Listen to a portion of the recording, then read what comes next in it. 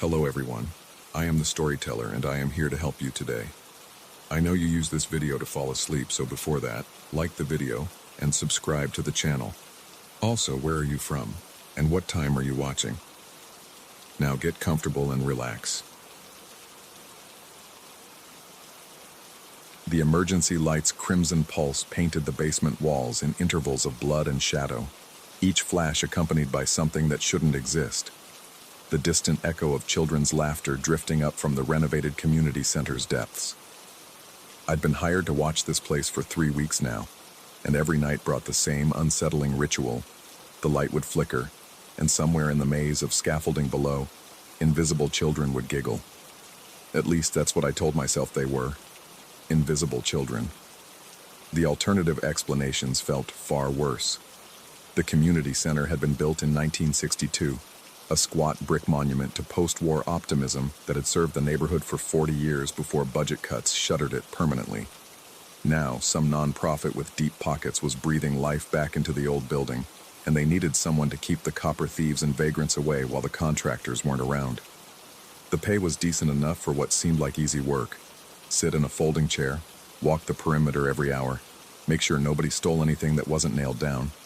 They'd warned me about the emergency lighting system being temperamental. Old wiring, they said. Sometimes the backup power kicked in for no reason, especially in the basement where they were retrofitting the electrical. What they hadn't mentioned was the laughter. I descended the narrow stairs for my first basement check of the night, my flashlight cutting through the dusty air like a sword through smoke. The scaffolding created a labyrinth of metal tubes and wooden planks, casting irregular shadows that seemed to shift and breathe in my peripheral vision. My footsteps echoed off the concrete floor with a hollow persistence that made every movement feel significant, observed. The emergency light was mounted near the far wall, its red housing cracked and weathered. As I approached, it flickered once. A brief, electric spasm, and the basement filled with the sound of children at play. Not screaming or crying, but laughing with the uninhibited joy that only comes from pure, innocent delight. The sound seemed to originate from everywhere and nowhere, bouncing off the walls and scaffolding in a way that made it impossible to pinpoint a source. I stood perfectly still, my breathing shallow, waiting for the laughter to fade. It always did, usually within 30 seconds of the light's flash. But tonight, as the red glow stuttered again, the laughter swelled, growing louder and more complex.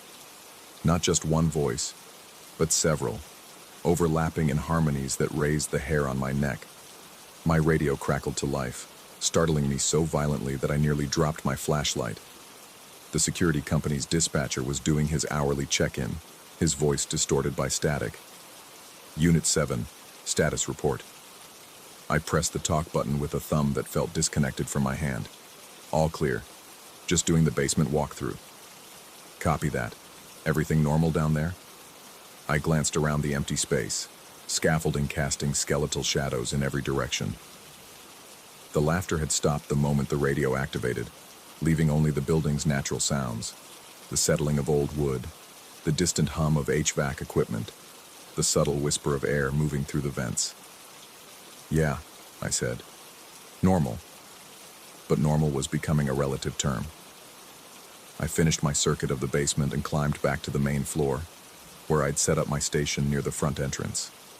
The folding chair faced a card table that held my thermos of coffee, a paperback novel, and a small television I'd brought to help pass the long hours. The building felt different tonight, heavier somehow, as if the air itself had gained weight and substance. Around midnight, I decided to explore areas I hadn't thoroughly investigated yet. The building was larger than it appeared from outside, with a warren of small rooms branching off the main halls. Former offices, storage spaces, a kitchen that still smelled faintly of industrial disinfectant, and decades of institutional meals. Most were empty now, stripped of furniture and fixtures, waiting for whatever renovation would transform them next. It was in one of these rooms, tucked away at the end of a corridor I'd never fully explored, that I found the projector. The room couldn't have been more than 10 feet square, with pale green walls that had probably been cheerful once but now looked sickly under my flashlight beam. In the center of the space sat an old Bell & Howell 8mm projector, the kind that belonged in a suburban den circa 1975. It hummed with quiet mechanical purpose, its reels turning steadily, feeding film through the gate and casting a bright rectangle of light onto the opposite wall. I approached slowly, every instinct screaming that something was fundamentally wrong with this scene. The projector should have been silent and dark. There was no power outlet nearby, no extension cord snaking across the floor. Yet it ran with perfect consistency, its mechanical heartbeat steady and hypnotic. The image on the wall showed the community center's basement in grainy, washed-out color. I recognized the scaffolding arrangement, the positioning of the emergency light, even the crack in the concrete floor where water damage had left a permanent stain. But this wasn't a recording. It was happening now. As I watched, a figure moved through the frame, and I realized with a chill that traced my spine like ice water that I was watching myself from 20 minutes ago, during my first basement inspection.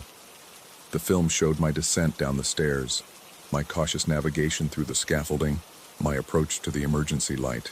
Everything was exactly as I remembered it, down to the way I'd paused to examine a particularly elaborate joint in the scaffold construction. But there was an addition that made my throat constrict. Behind my filmed self, maybe 15 feet back and partially obscured by shadows, something crouched between two vertical support beams. It was human-shaped but wrong in ways my mind struggled to catalog. Too angular in some places, too fluid in others, like a person seen through water or heat distortion. The figure remained perfectly still while my recorded self moved through the basement, never approaching, but always maintaining that same distance, that same watchful crouch. The film reel clicked as it reached its end, and for a moment, the wall showed only bright white light. Then the mechanism engaged with a soft mechanical sigh, and the footage began again. Same basement, same journey, same impossible shadow following behind me.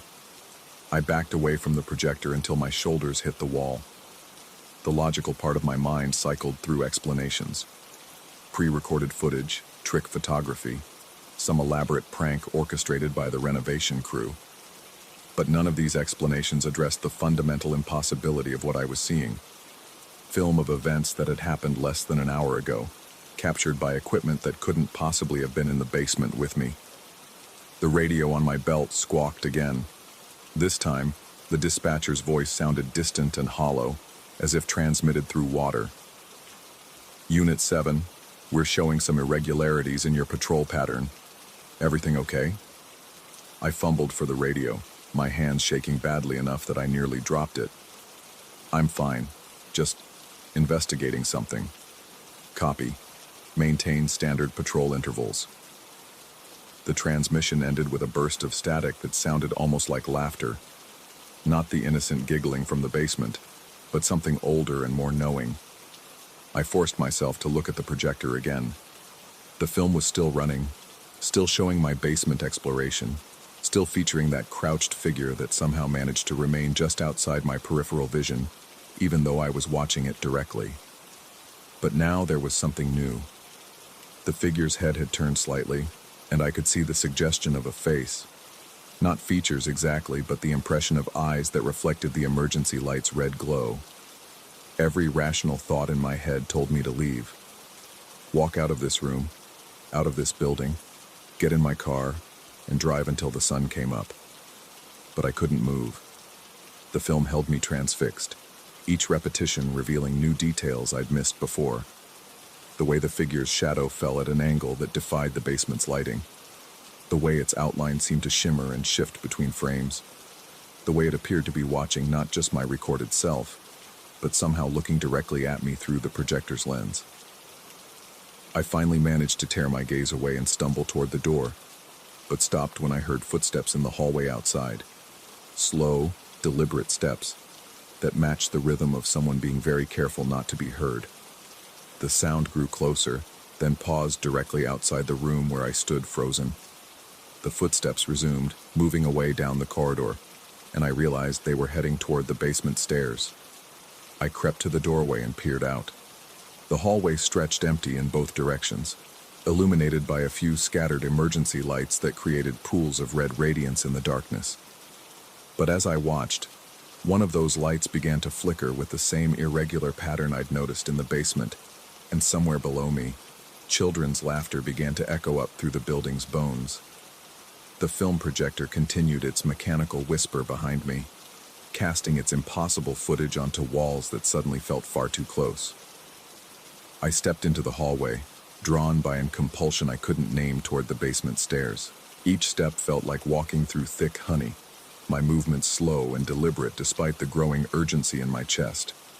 At the top of the stairs, I paused. The laughter had grown more complex, more layered, as if dozens of invisible children were playing some elaborate game in the darkness below. The emergency light's flicker painted the walls in stuttering crimson, creating the illusion that the scaffolding was moving, shifting, rearranging itself between each flash. I began my descent, one hand trailing along the concrete wall for balance, the other gripping my flashlight so tightly that my knuckles ached. The beam swept back and forth across the basement floor, revealing nothing but shadows and metal and the accumulated dust of renovation work. But I could feel eyes on me, not watching exactly, but waiting, evaluating, measuring. Halfway down the stairs, I stopped.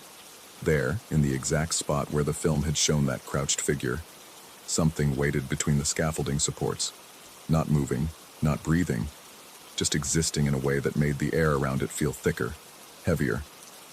My flashlight beam passed over it without revealing any clear details, just the suggestion of a human shape, angular and wrong, exactly as I'd seen in the projection. The laughter stopped abruptly, as if someone had thrown a switch. The sudden silence was worse than the sound had been, a complete absence that seemed to pull at my eardrums and make my heart skip beats.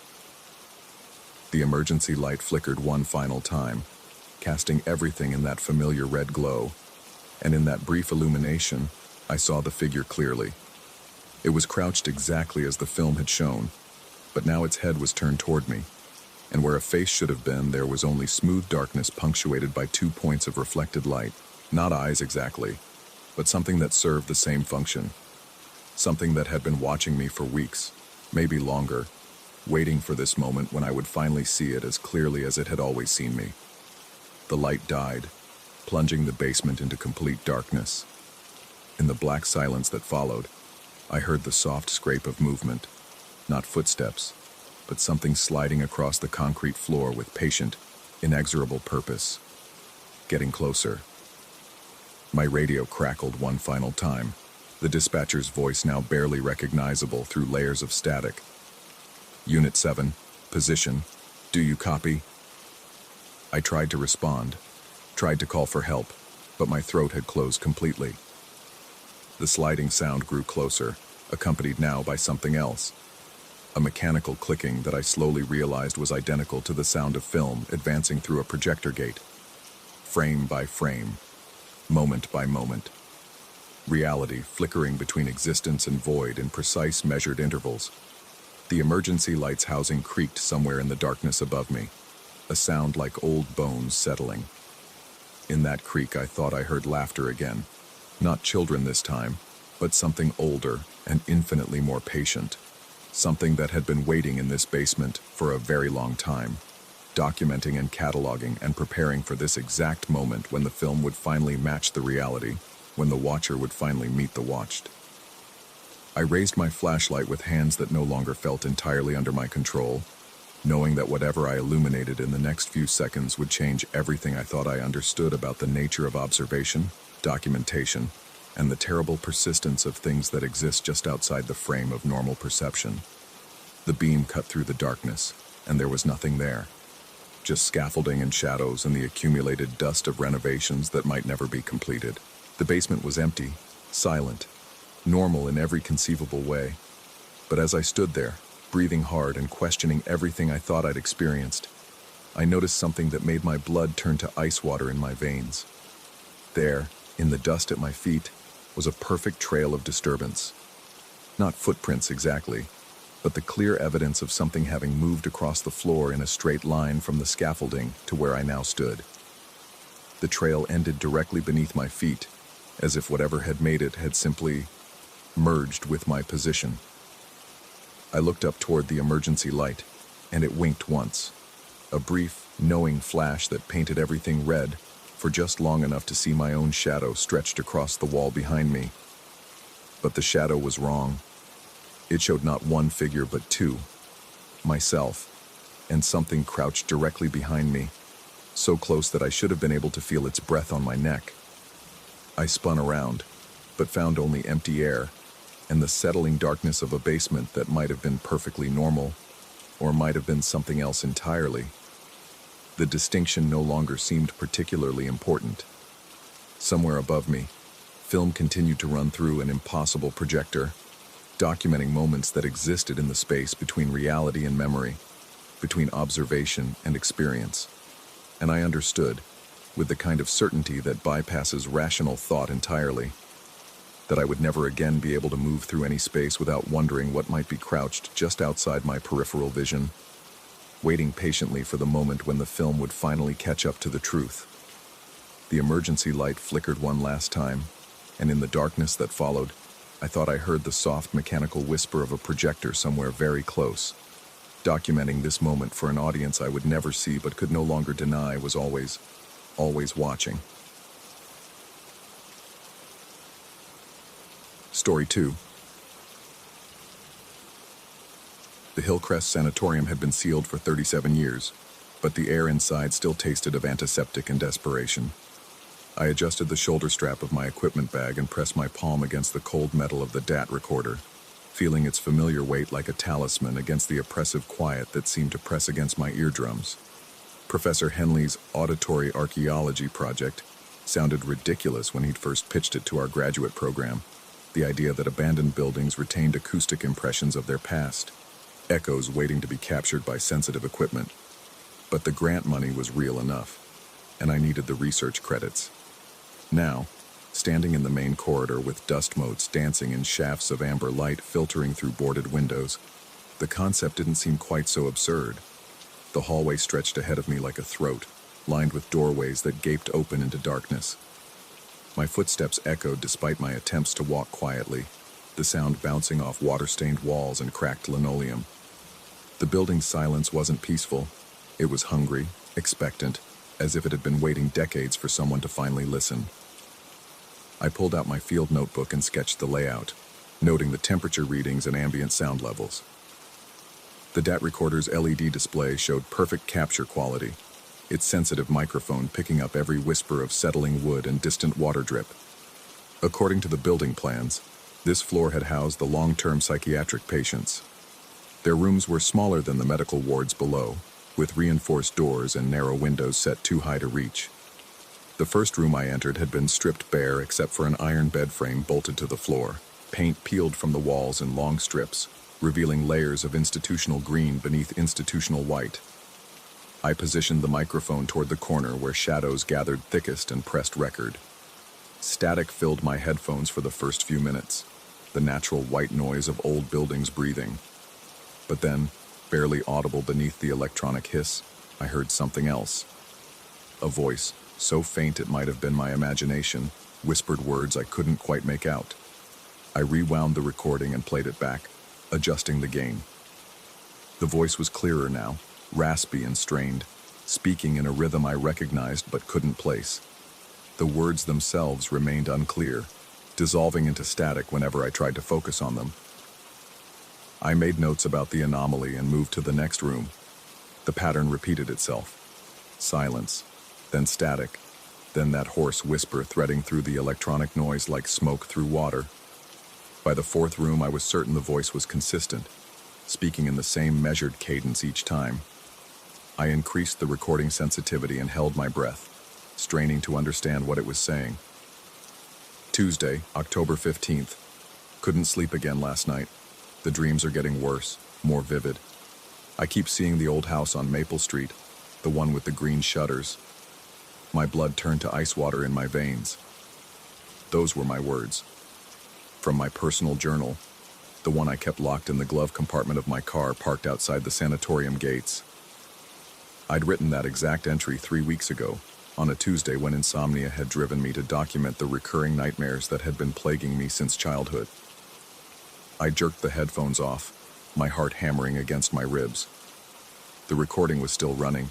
The microphone pointed at empty air in a room that had been vacant for decades. I checked the playback again, and there it was. My journal entry, spoken in a voice that sounded like mine but damaged, as if the words had been pulled through broken glass. The rational part of my mind scrambled for explanations. Maybe I'd been mumbling while recording, unconsciously reciting entries I'd memorized through repetition. But I knew that wasn't true. I'd never read that particular entry aloud, had barely thought about it since writing it.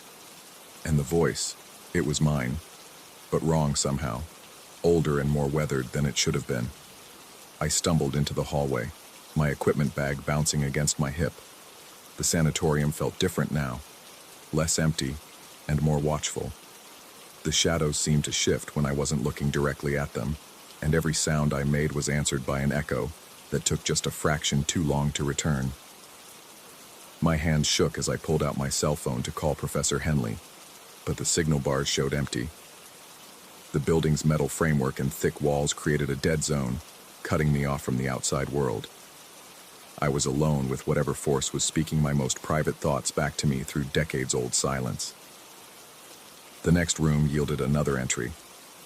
Wednesday, October 16th. Met with Dr. Morrison about the anxiety attacks. He wants to increase the dosage, but I'm worried about the side effects. Feel like I'm losing pieces of myself. That entry described my session with the campus counselor, a conversation I'd never shared with anyone. The details were perfect, down to his suggestion about medication and my hesitation about the potential cognitive effects. Hearing it spoken in that damaged version of my voice made me feel violated, as if someone had been reading over my shoulder while I wrote in the supposed privacy of my apartment. I needed to see the journal, to confirm that these entries actually existed and weren't somehow false memories the building was implanting in my mind. The thought sounded insane, but so did everything else about my situation. I packed up my equipment and headed for the exit, my footsteps echoing down the corridor like gunshots. The October air outside tasted clean and sharp after the sanatorium's stale atmosphere. My car sat in the gravel parking lot exactly where I'd left it, unremarkable and solid and real. I fumbled with my keys, cursing under my breath as they slipped through my sweating fingers. The glove compartment opened with a familiar click, revealing the small leather journal I'd kept since graduate school started. I flipped through pages filled with my careful handwriting, searching for the October entries the voice had recited. But the pages were blank, not empty, but actually blank, as if the ink had been erased or simply vanished. I stared at the empty pages, my mind reeling. I could see faint impressions where my pen had pressed into the paper, the ghost traces of words that were no longer there. The dates were still visible at the top of each page, written in a different pen than the vanished text, but everything else had disappeared. A sound from inside the sanatorium made me look up. Through one of the upper windows, I could see a faint green glow, like phosphorescent paint activated by darkness. As I watched, the glow moved across the window and vanished, only to reappear in the next window over. It was following the path I'd taken through the building, tracing my route from room to room. Against every instinct screaming at me to leave, I found myself walking back toward the entrance. The journal felt warm in my hand, as if the missing words were trying to burn their way back onto the pages. I had to know what was happening, had to understand why my most private thoughts were echoing through an abandoned building. The green glow was stronger inside, emanating from the walls themselves in patterns that looked almost like writing. As I climbed the stairs to the psychiatric ward, the patterns became clearer. Words were appearing on the water-stained plaster, written in what looked like mold or fungus growing in real time. Thursday, October 17th, the wall read in luminescent script. Can't shake the feeling that someone's watching me. Even in my apartment, even with the doors locked, I feel eyes on me constantly. It's making me paranoid, making me question everything. That entry had been one of my most personal, written during a panic attack when the weight of graduate school and research had been crushing down on me. I'd described the sensation of being observed, the way my skin crawled even when I was alone. Now, standing in a building where that sensation was magnified tenfold, I understood that the feeling had never really left me. More text bloomed across the walls as I moved deeper into the ward, each entry more intimate than the last. The building was reading my journal back to me, but not from the physical book. It was pulling the words directly from my memory, from the act of writing them. Somehow, the sanatorium had become connected to my thoughts, tapping into the stream of consciousness I'd been recording for months. The DAT recorder was still running, capturing everything. When I played back the last few minutes, I could hear my own breathing, my footsteps, and underneath it all, that raspy whisper speaking words that were appearing on the walls around me. The voice was getting clearer, more distinct, and I realized with growing horror that it wasn't just reading my journal entries. It was learning my voice, becoming more like me with each word it spoke. In the final room, the one where I'd first heard the voice, the walls were covered in glowing text. But these weren't entries from my journal. These were thoughts I'd never written down, fears I'd never articulated even to myself. The building was reading deeper now, accessing parts of my mind I'd kept locked away. You came here looking for echoes. The text pulsed on the wall directly in front of me. But you've become the echo. This place remembers everyone who's ever been trapped inside it, everyone who's ever felt the walls closing in. We've been waiting so long for someone who would listen, someone who would understand what it's like to be recorded, preserved, replayed endlessly. The DAT recorder in my hand grew warm, its display flickering with patterns that matched the text on the walls. I realized that I'd been recording more than just ambient sound. I'd been capturing something else, something that had been waiting in the silence for decades. The machine had become a conduit, allowing whatever haunted this place to speak through the only voice it could access. Mine. The journal in my other hand began to grow heavy, its blank pages fluttering as if stirred by an invisible wind. When I looked down, I saw new text appearing. But it wasn't my handwriting. The words were being written in the same luminescent script that covered the walls, burning themselves into the paper with a light that hurt to look at directly. "Welcome home," the journal wrote itself. "You're going to stay, aren't you? You understand now that some silences are meant to be broken, some voices are meant to be heard. The experiment was never about listening to the past. It was about adding your voice to the chorus." I backed toward the door, but my feet felt rooted to the floor. The recording equipment weighed me down like anchors, and I realized that I'd become part of whatever force inhabited this place. My voice, captured and stored in the DAT recorder, was already being woven into the building's memory. Every word I'd spoken, every breath I'd taken while inside these walls, had been absorbed and cataloged. The green glow pulsed brighter, and I heard my own voice whisper from speakers that didn't exist, telling stories I'd never lived, describing experiences that belonged to the countless patients who'd lived and suffered in these rooms. I was becoming a vessel for their voices, just as they'd become vessels for mine. The journal continued writing itself as I watched, filling page after page with entries I'd never made, thoughts I'd never thought, fears that belonged to people who died before I was born. But mixed in with the foreign text were fragments of my own writing, my own thoughts, twisted and reflected back at me through the building's distorted memory. I don't know how long I stood there, watching my identity dissolve into the collective voice of the sanatorium. Time moved differently inside those walls, measured not in minutes or hours, but in the accumulation of recorded thoughts and captured whispers. The DAT recorder's battery should have died hours ago, but it kept running, powered by something that didn't follow the normal rules of electricity or physics. When I finally found the strength to move, to stumble toward the exit, I carried with me more than just my equipment. The building had branded itself onto my consciousness, leaving traces of every voice it had ever captured. I could feel them in my mind like half-remembered songs, whispering their stories in languages I didn't speak but somehow understood. The journal came with me, its pages now full of text that shifted and changed when I wasn't looking directly at it. Some entries were mine, some belonged to others, and some seemed to be writing themselves in real time, documenting thoughts I was having before I'd fully formed them. The line between my voice and the voices of the sanatorium had been permanently blurred. Outside, my car waited in the parking lot, unchanged and ordinary, But when I looked back at the building, I could see my own face in one of the upper windows, mouth moving as if speaking words I couldn't hear.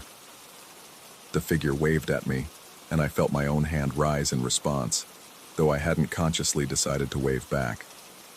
I drove away from Hillcrest Sanatorium with the DAT recorder still running, still capturing the silence that was no longer silent. The voice that had started as a whisper now spoke clearly through the car's speakers, reading entries from the journal that continued to write itself on the passenger seat. Sometimes it was my voice, sometimes it belonged to others, and sometimes it was a chorus of voices speaking in perfect unison.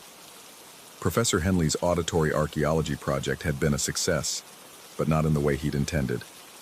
I'd found proof that buildings do retain acoustic impressions of their past, but I'd also learned that some impressions are infectious, spreading from structure to person to recording device like a virus of memory and voice. The journal finished writing its final entry as I pulled into my apartment complex. In my own handwriting, but in words I'd never chosen, it read, "The experiment continues. The silence has found a new home, a new voice to carry its message. Soon, others will listen. Soon, the chorus will grow." I carried my equipment upstairs, knowing that I would transcribe the recordings, knowing that I would share them with Professor Henley and the rest of the research team. The voice that was mine but not mine whispered encouragement as I worked, praising my dedication to the project, celebrating the success of our collaboration. In the weeks that followed, other graduate students would visit Hillcrest Sanatorium with their own recording equipment. They would hear voices speaking their private thoughts, see their own words appearing on moldy walls, feel the building learning their voices and adding them to its collection. The auditory archaeology project would expand, documenting not just the echoes of the past, but creating new echoes for the future. And somewhere in the back of my mind, in the space where my own voice used to live alone, a chorus of whispers continues to grow, each one grateful for the chance to speak again, each one hungry for new voices to join the eternal conversation that flows through the silence like blood through veins. The DAT recorder sits on my desk now, its red light still blinking, still capturing the sounds that surround me. Sometimes, late at night when the apartment is quiet, I hear it playing back conversations I don't remember having, thoughts I don't remember thinking, spoken in voices that sound like mine but older, more weathered, as if they've been speaking in the dark for 37 years. I've learned to listen to the silence. I've learned that some echoes are more than just reflected sound. They're invitations, opportunities, chances to become part of something larger than yourself. The journal continues to write itself, documenting the thoughts of everyone who's ever felt truly alone, everyone who's ever needed someone to listen to the voices in their head. The experiment was never about the building. It was about us.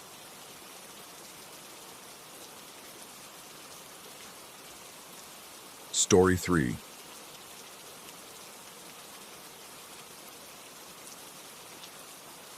The abandoned St. Catherine's Hospital had been calling to us for months, its skeletal frame rising against the December sky like a monument to forgotten suffering. The building had been empty for 15 years, but something about its broken windows and rust-stained concrete demanded exploration. Our parkour crew, Marcus, Jenna, Kyle, and myself, had conquered dozens of urban ruins, but this place felt different from the moment we cut through the perimeter fence. The main lobby still reeked of antiseptic and decay, a chemical ghost that clung to the peeling wallpaper and warped linoleum. Fluorescent fixtures hung at odd angles, their tubes shattered and scattered across the floor like broken bones. The silence pressed against my eardrums with an almost physical weight, broken only by the distant drip of water somewhere in the building's depths. Marcus had mapped our route the previous week, through the lobby, up the central stairwell to the third floor, then a series of precision jumps across the skeletal remains of what had once been the children's ward. The irony wasn't lost on any of us.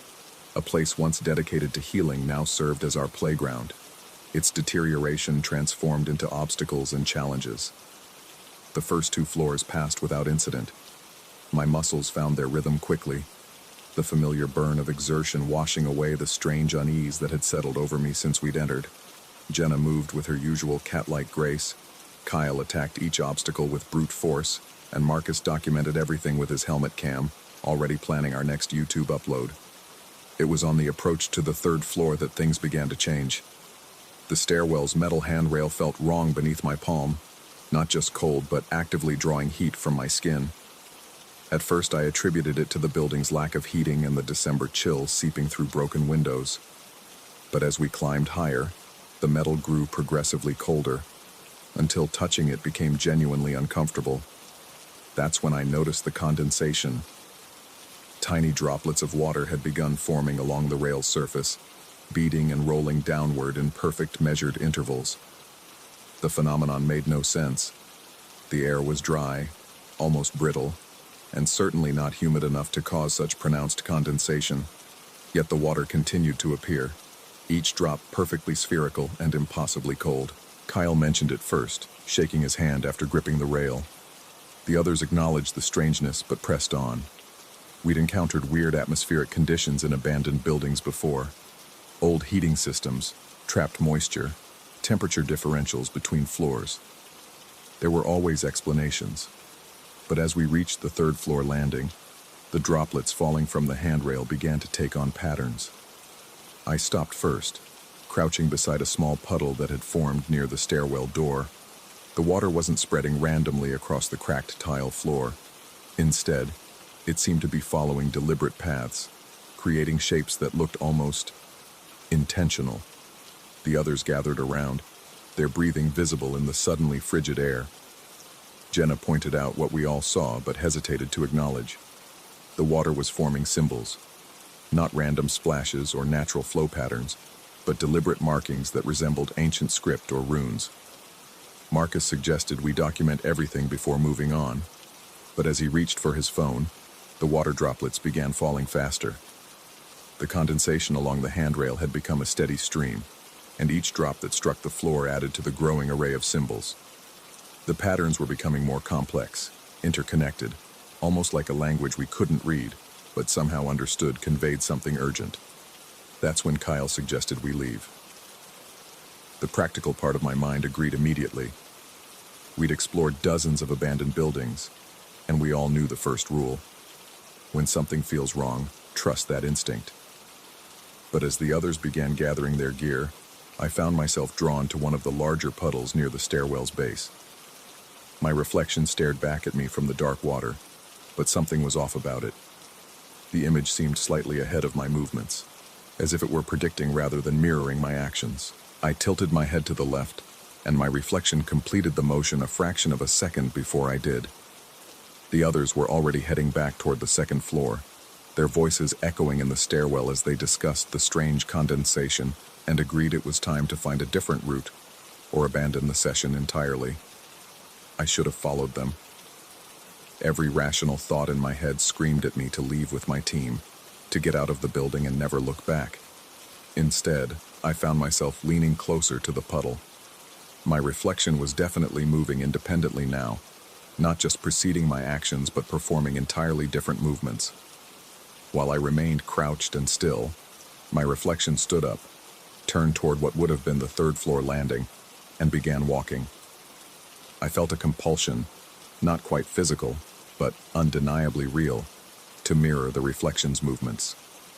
When I resisted, remaining frozen in my crouch, a nauseating sensation washed over me.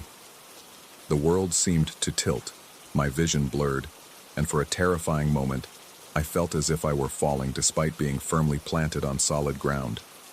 The sensation intensified until I stood up, exactly as my reflection had done moments before. The relief was immediate and disturbing. As soon as I matched my reflection's position, the vertigo disappeared. The world righted itself, and I felt stable again. But now my reflection was moving again, walking deliberately toward the third floor landing, and I could feel that same compulsion building, the choice between following or falling into some kind of endless, nightmarish descent. My teammates' voices were growing fainter as they continued their retreat. I called out to them, but my voice sounded wrong in the stairwell, muffled and distant even to my own ears. They either couldn't hear me or were already too far away to respond clearly. The reflection's pace was measured, deliberate, giving me just enough time to follow without feeling rushed, but never enough time to consider alternatives. Each step I took to match its movements brought a wave of relief. but also a growing certainty that I was walking deeper into something I couldn't understand or control. The third-floor landing felt different than it had during our earlier reconnaissance. The air was thicker here, heavy with a presence that made my skin crawl. The broken windows that should have let in the gray December light seemed to filter the illumination strangely, casting shadows that moved independently of their sources. More puddles had formed on this level, and in each one, my reflection continued its purposeful journey. The figure in the water moved with confidence, navigating obstacles and turns that I couldn't see in the real space around me. Yet every time I hesitated to follow, that terrible falling sensation returned, growing stronger and more disorienting. I began to understand the horrible logic of my situation. The reflection wasn't just showing me 5 seconds into the future, it was showing me the only path that didn't lead to that endless fall. Each movement was predetermined, each step necessary to avoid some kind of temporal or spatial trap that I couldn't fully comprehend. The children's ward stretched before me, a maze of collapsed walls and debris that we'd planned to navigate with careful precision jumps. But now, following my reflection's guidance, I found myself taking a completely different route. The figure in the puddles led me through passages that shouldn't have existed, around corners that didn't align with the building's architecture, past rooms whose doorways opened onto impossible spaces.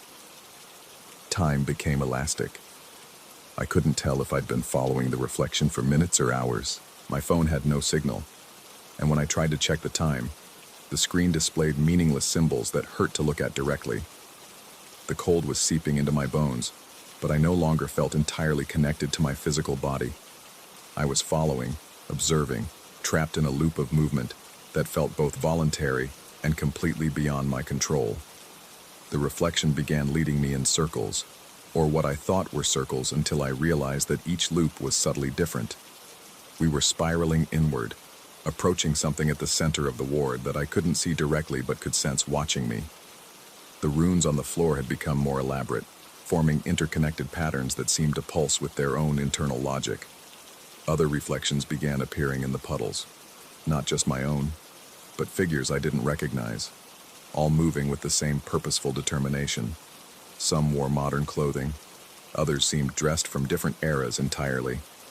All of them were following the same compulsive dance, matching the movements of their reflections to avoid the fall. I realized with growing horror that I wasn't the first person to become trapped in this loop. The building had been calling to urban explorers, parkour enthusiasts, anyone drawn to abandoned spaces for years. We were all here, all following our reflections through the same impossible choreography, all trying to avoid the same endless descent. The reflection finally stopped in what had once been a patient room, now nothing but bare walls and a single large puddle in the center. As I approached, I could see not just my own reflection, but dozens of others, all standing in the same position, all staring up at me with the same expression of dawning understanding. I knelt beside the puddle, and my reflection knelt as well. But this time, there was no 5-second delay. We moved in perfect synchronization, and for a moment, I felt the boundaries between myself and the figure in the water begin to blur.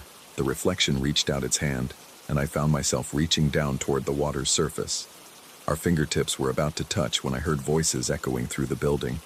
My teammates, calling my name, their flashlight beams cutting through the unnatural darkness of the ward.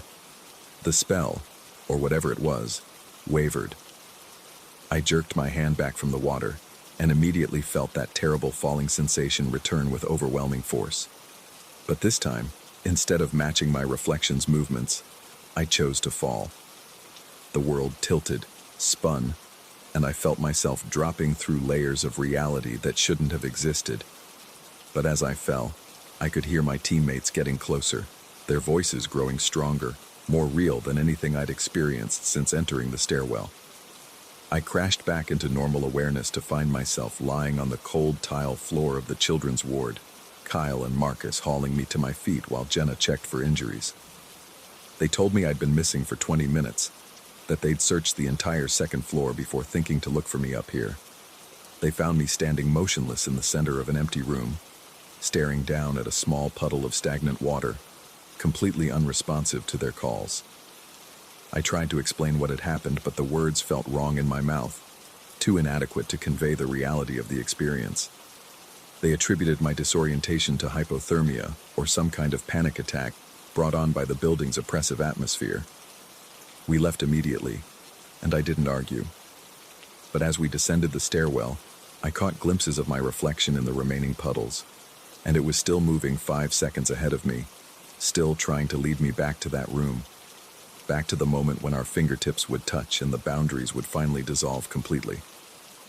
I haven't returned to St. Catherine's Hospital, and I've quit urban exploration entirely, but sometimes, in mirrors, in windows, in any reflective surface when the light hits it just right, I catch sight of that other version of myself, still trapped in the loop, still following the choreography that keeps it from falling forever. And sometimes, on nights when the boundary between sleeping and waking grows thin, I feel that compulsion returning, the need to follow, to match the movements, to complete the dance I started in that abandoned children's ward. I wonder if the reflection is still waiting for me, standing patiently beside that puddle, hand outstretched, ready to pull me back into a reality where the only choice is between falling forever and surrendering completely to something that exists in the spaces between what is and what might be. The worst part is that I'm never entirely sure which side of the reflection I'm actually on. Story 4. The scanner's red dot swept across the warped plaster, like a bloody finger tracing secrets I wasn't meant to find. 3 weeks until demolition, and here I was in the bowels of Hartwell Hall, the most architecturally nightmarish building on campus, trying to digitally preserve what everyone else wanted to forget. The laser scanner hummed its mechanical lullaby as I adjusted the tripod for the 15th time that morning. My architecture professor had suggested this project as extra credit, map the building's labyrinthine interior before the wrecking ball arrived. What he hadn't mentioned was how the place seemed to exhale malevolence through its cracked walls, or how the fluorescent lights flickered in patterns that made my eyes water. I'd been working floor by floor for 2 weeks, and each scan revealed something that made me question my equipment. Corridors that stretched impossibly long in the digital model, rooms that appeared to have no doors, and most unsettling of all, spaces that my feet had walked through, but the scanner insisted didn't exist. The basement level was the worst. Standing here now, surrounded by yellowed linoleum and the persistent smell of something sweet and rotten, I could feel the building's weight pressing down like a held breath. The scanner beeped completion, and I packed it up with the same methodical care I'd used since day one, though my hands trembled slightly as I secured the tripod legs. Back in my cramped studio apartment, I uploaded the data and watched the point cloud materialize on my screen. The familiar knot formed in my stomach as I rotated the 3D model. The main corridor I'd just walked, where I'd set up the scanner 3 separate times to capture its full length, simply wasn't there. Instead, the scan showed a solid wall where the hallway should begin, as if I'd been walking through plaster and brick. I rubbed my eyes until phosphenes danced behind my lids. Equipment malfunction. Had to be. But the scanner was university grade, calibrated monthly, and I'd checked every setting twice. I'd even borrowed a backup unit last week with identical results. My phone buzzed. A text from my roommate asking if I'd be home for dinner. The timestamp read 11:47 p.m., but I'd started the scan at 10 a.m. I stared at the glowing numbers, certain they were wrong, but they didn't change. Somehow, 13 hours had passed in what felt like 3. Sleep came fitfully, populated by dreams of endless corridors that folded in on themselves like Mobius strips. I woke with the taste of dust in my mouth and a ringing headache that pulsed in rhythm with my heartbeat. By morning, I'd convinced myself there was a logical explanation.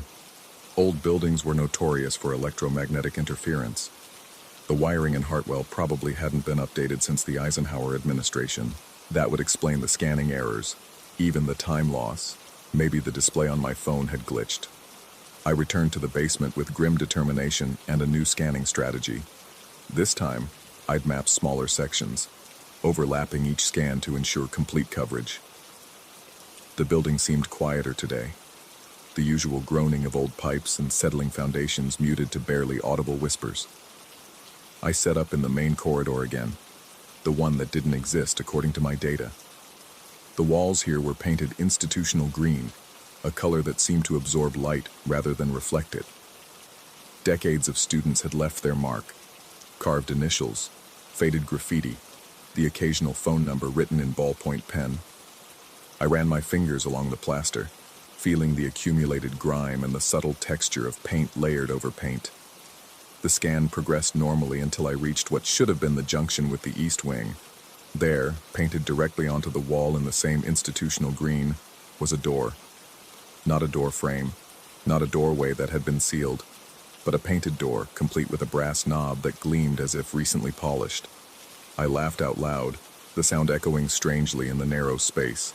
Some art student's prank, obviously. The trompe-l'oeil was expertly done. The shadows fell correctly, the perspective was perfect.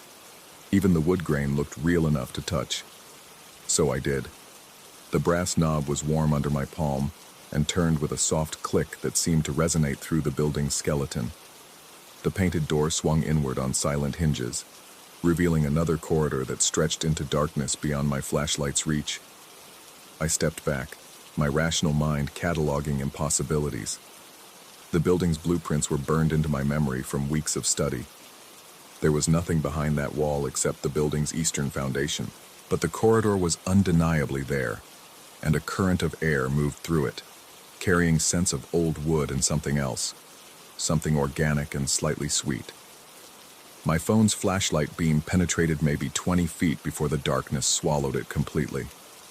The walls inside were different, older wood paneling instead of painted plaster, and the floor was hardwood rather than linoleum. This was architecture from a different era, maybe even a different building entirely. I should have left. Every instinct screamed at me to close the painted door and pretend I'd never seen it.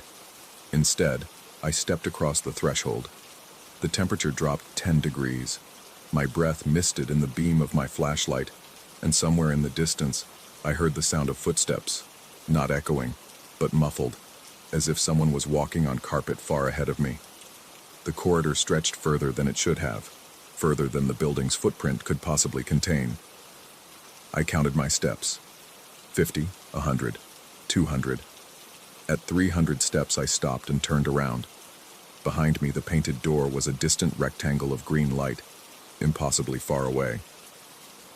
My phone buzzed with a text notification, and I glanced at the screen out of habit. The time display read 12 a.m., not 12 midnight, 12 nothing, as if time had reset itself, started counting from zero the moment I'd crossed the threshold. The footsteps ahead of me had stopped. I called out, my voice smaller than I'd intended in the vast space. No response, but the silence felt different now, expectant, like the pause before a thunderclap. I aimed my flashlight down the corridor and saw them. More painted doors, dozens of them, lining both walls.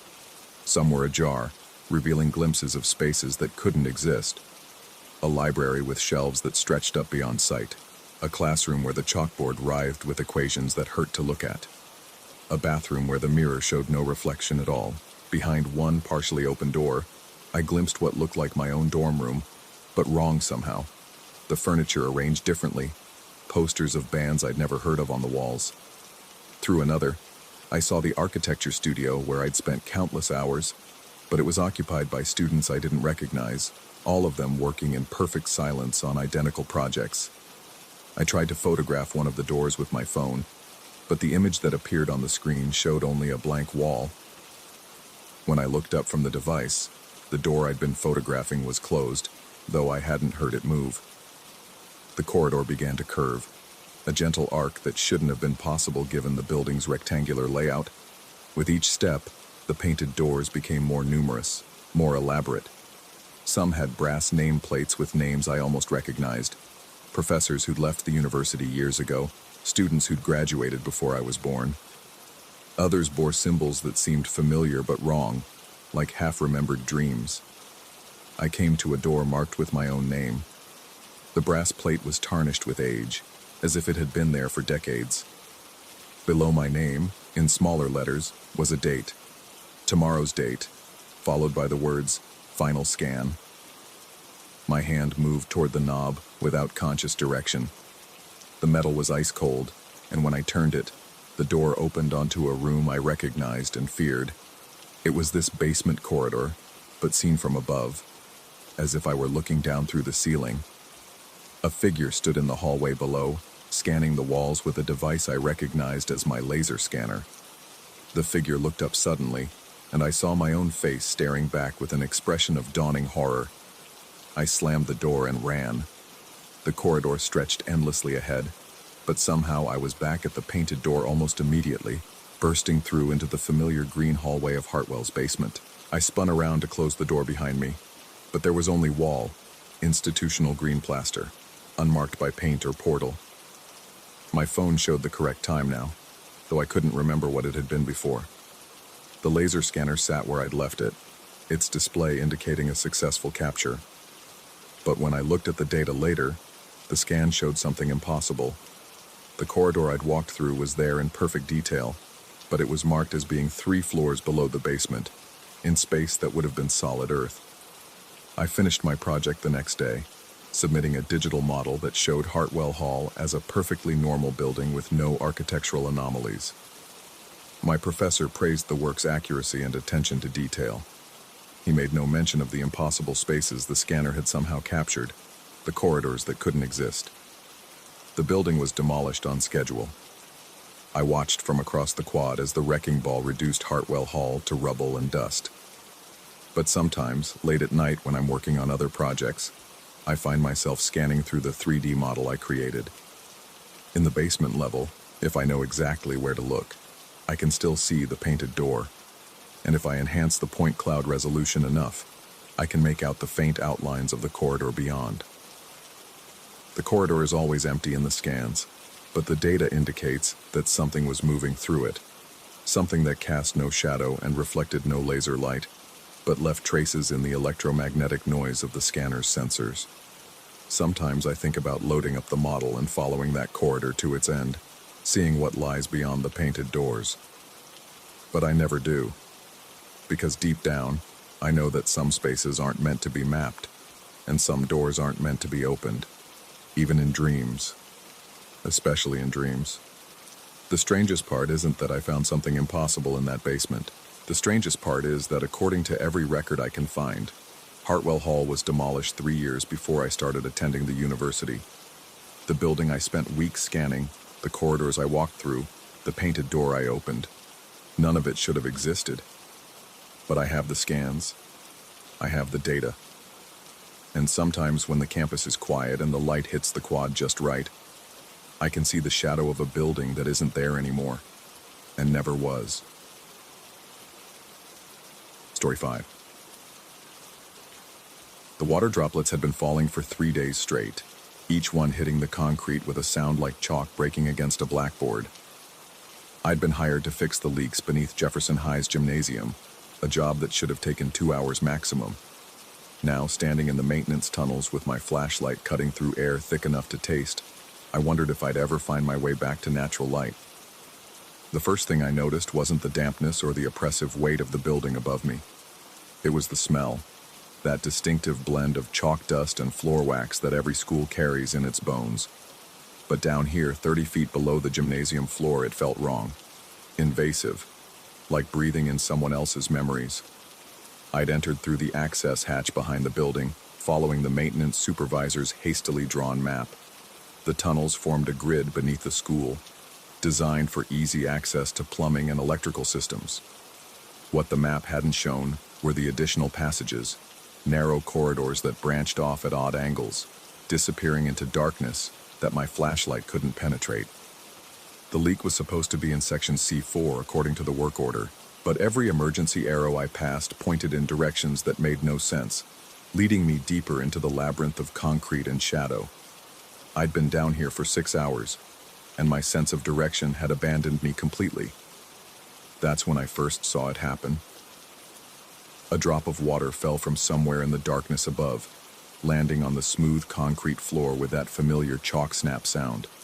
For just a moment, maybe 2 seconds, the splash formed perfect letters. Reverse. Then the water spread and dissolved, leaving only a dark stain that could have been anything. I stood there for several minutes, flashlight trained on the spot, waiting for another drop. When it came, landing 6 inches away, it formed nothing but an ordinary puddle. I told myself it was pareidolia, the mind's tendency to find patterns where none existed. But my hands had started shaking, and the chalk smell was getting stronger. The next arrow I found pointed left, down a corridor I could have sworn led right 10 minutes earlier. I followed it anyway, my footsteps echoing in ways that suggested vast empty spaces beyond the reach of my light. The walls seemed to absorb sound while simultaneously amplifying it, creating a disorienting effect that made me pause frequently to listen for what? I couldn't say. Another drop. Another moment of perfect lettering. Reverse. This time I was ready for it, watching the water hit the floor with scientific attention. There was no denying what I'd seen. The splash pattern defied basic physics, forming straight lines and curves that water simply couldn't make on its own. Yet within seconds, it was gone, leaving me to question my own eyes. I reached for my cell phone, thinking to call the supervisor, maybe get some clarification on the building's layout. No signal. Not surprising this far underground, but somehow more unsettling than it should have been. The phone's screen provided a weak blue glow that only made the surrounding darkness feel more absolute. The next emergency arrow pointed straight ahead, into a section of tunnel that felt different from the others. The air here was colder, and my breath came out in small clouds that the flashlight beam caught and scattered. The chalk smell was overwhelming now, mixed with something else. That particular mustiness of old books and forgotten classrooms. I'd gone maybe 50 feet when the first memory hit me. I was 8 years old, sitting in the back row of Mrs. Patterson's third-grade class, watching chalk dust dance in afternoon sunlight while she wrote multiplication tables on the blackboard. The detail was perfect. The way the chalk squeaked against the board, the mustiness of the textbooks, the feeling of being simultaneously bored and content. Except I'd never been in Mrs. Patterson's class. I'd never attended Jefferson High. I'd grown up 3 states away, in a town that had never had a building this old or tunnels this deep. The memory faded, leaving me standing in a concrete corridor that felt suddenly smaller, as if the walls had moved inward while I wasn't paying attention. I pressed forward, following arrows that led me through turns I couldn't remember making, past intersections that hadn't been there moments before. More water drops. More perfect formations of that impossible word, reverse. I began timing them, counting the seconds between impacts. 37 seconds, 41, 29. No pattern, no rhythm I could predict or understand. But each one spelled out the same message with liquid precision before dissolving into ordinary water. The tunnel I was following began to slope downward more steeply. My ears popped twice, suggesting I was descending much deeper than any maintenance tunnel should go. The emergency lighting fixtures, which had been spaced every 20 feet, became more sporadic. Then they stopped altogether, leaving me dependent on my flashlight in absolute darkness. Another memory surfaced, this one sharper and more detailed than the first. I was 12, standing in Jefferson High's main hallway during some kind of assembly. The gymnasium doors were open, and I could see rows of folding chairs facing a small stage. A man in a brown suit was speaking about fire safety, his voice echoing off the high ceiling. I could feel the weight of my backpack, smell the cafeteria's tuna casserole mixing with floor wax and teenage sweat. But Jefferson High hadn't existed when I was 12. The building had been constructed 7 years ago, according to the plaque by the main entrance. I'd read it while waiting for the supervisor to meet me that morning. I stopped walking and pressed my back against the tunnel wall, trying to steady myself. The concrete was cold enough to penetrate my jacket, but somehow the contact was reassuring. Solid. Real. Unlike the memories that kept surfacing like bubbles in my mind. The next emergency arrow was different. Instead of the standard white lettering on green background, this one glowed with a faint phosphorescence that made my eyes water. It pointed left, toward a passage I hadn't noticed before. The opening was narrow, barely wide enough for my shoulders, and the air coming from it carried scents that made my sinuses burn. Chalk dust so thick it formed clouds, floor wax heated to the point of producing visible fumes, and underneath it all, something organic and unsettling. I should have turned back then, should have retraced my steps, following my own footprints in the thin layer of dust that coated everything down here. But the memories were coming faster now, overlapping and contradicting each other, all of them centered on this building I'd never entered until today. I was 14, cutting class and hiding in the maintenance tunnels beneath the school. The pipes leaked constantly, and I'd learned to time the drops, to read patterns in their placement. Sometimes, if I watched carefully enough, the water would form words. I was 16, working as a janitor's assistant, mopping these same floors every night after everyone had gone home. The building held echoes of the day's activities, locker doors slamming, teachers calling for attention, the squeak of sneakers on gymnasium floors. But late at night, it held other sounds too. Footsteps in empty hallways, voices from rooms that should have been vacant. I was 19, graduating from Jefferson High despite having enrolled 3 years after the building was supposedly constructed, walking across a stage that existed before I was born, shaking hands with a principal whose name I couldn't remember but whose face was more familiar than my own reflection. Each memory felt absolutely authentic, complete with sensory details and emotional resonance. Yet they were impossible, contradictory, describing a history that couldn't exist. I found myself moving forward through the narrow passage without conscious decision, drawn by the phosphorescent arrow and the chalk-thick air. The passage opened into a circular chamber I hadn't seen on any schematic. The walls were lined with pipes that leaked constantly, creating a symphony of dropping water that echoed off curved concrete surfaces. And everywhere, on every available patch of floor, water drops spelled out that same word in perfect, impossible letters. Reverse, reverse, reverse. Hundreds of them, maybe thousands, all forming and dissolving in endless repetition. The sound was hypnotic, like being inside a massive clock whose mechanism was driven by falling water instead of gears. In the center of the chamber stood a maintenance ladder, leading upward into darkness so complete that my flashlight beam simply vanished. The rungs were old, pitted with rust and wear, but they looked solid enough. An emergency arrow pointed directly at the ladder, glowing with that same phosphorescent intensity. I climbed. The ladder rose farther than seemed possible, past pipes and electrical conduits that hummed with energy, past sections of wall that were sometimes concrete and sometimes brick, and sometimes materials I couldn't identify in the uncertain light. My arms burned with the effort, and several times I had to stop and rest, listening to the echo of dripping water from far below. When I finally reached the top, I found myself facing a simple wooden door marked "Authorized Personnel Only." The lettering was fresh, but the wood looked ancient, warped with age and moisture. A thin line of light showed beneath the door, warm and yellow like incandescent bulbs. I opened it. I was standing in a classroom that couldn't exist. Rows of wooden desks faced a blackboard covered with multiplication tables written in chalk that seemed to glow with its own light. Afternoon sunlight streamed through tall windows, illuminating dust motes that danced in patterns too regular to be random. The air was thick with chalk dust and the particular silence of a school at the end of a long day. But I was underground, 30 feet below the gymnasium at least. There couldn't be windows here, couldn't be sunlight or wooden desks or blackboards covered with lessons from decades past. On the desk nearest to me lay a newspaper, folded to show the headline, "Jefferson High Construction Delayed Again." The date was impossibly old, from years before the building actually existed, but the paper looked fresh, the ink still sharp and black. I picked it up with hands that no longer felt like my own, and read the article beneath the headline. Construction delays due to unexpected underground caverns. Workers reporting strange acoustics in the foundation tunnels.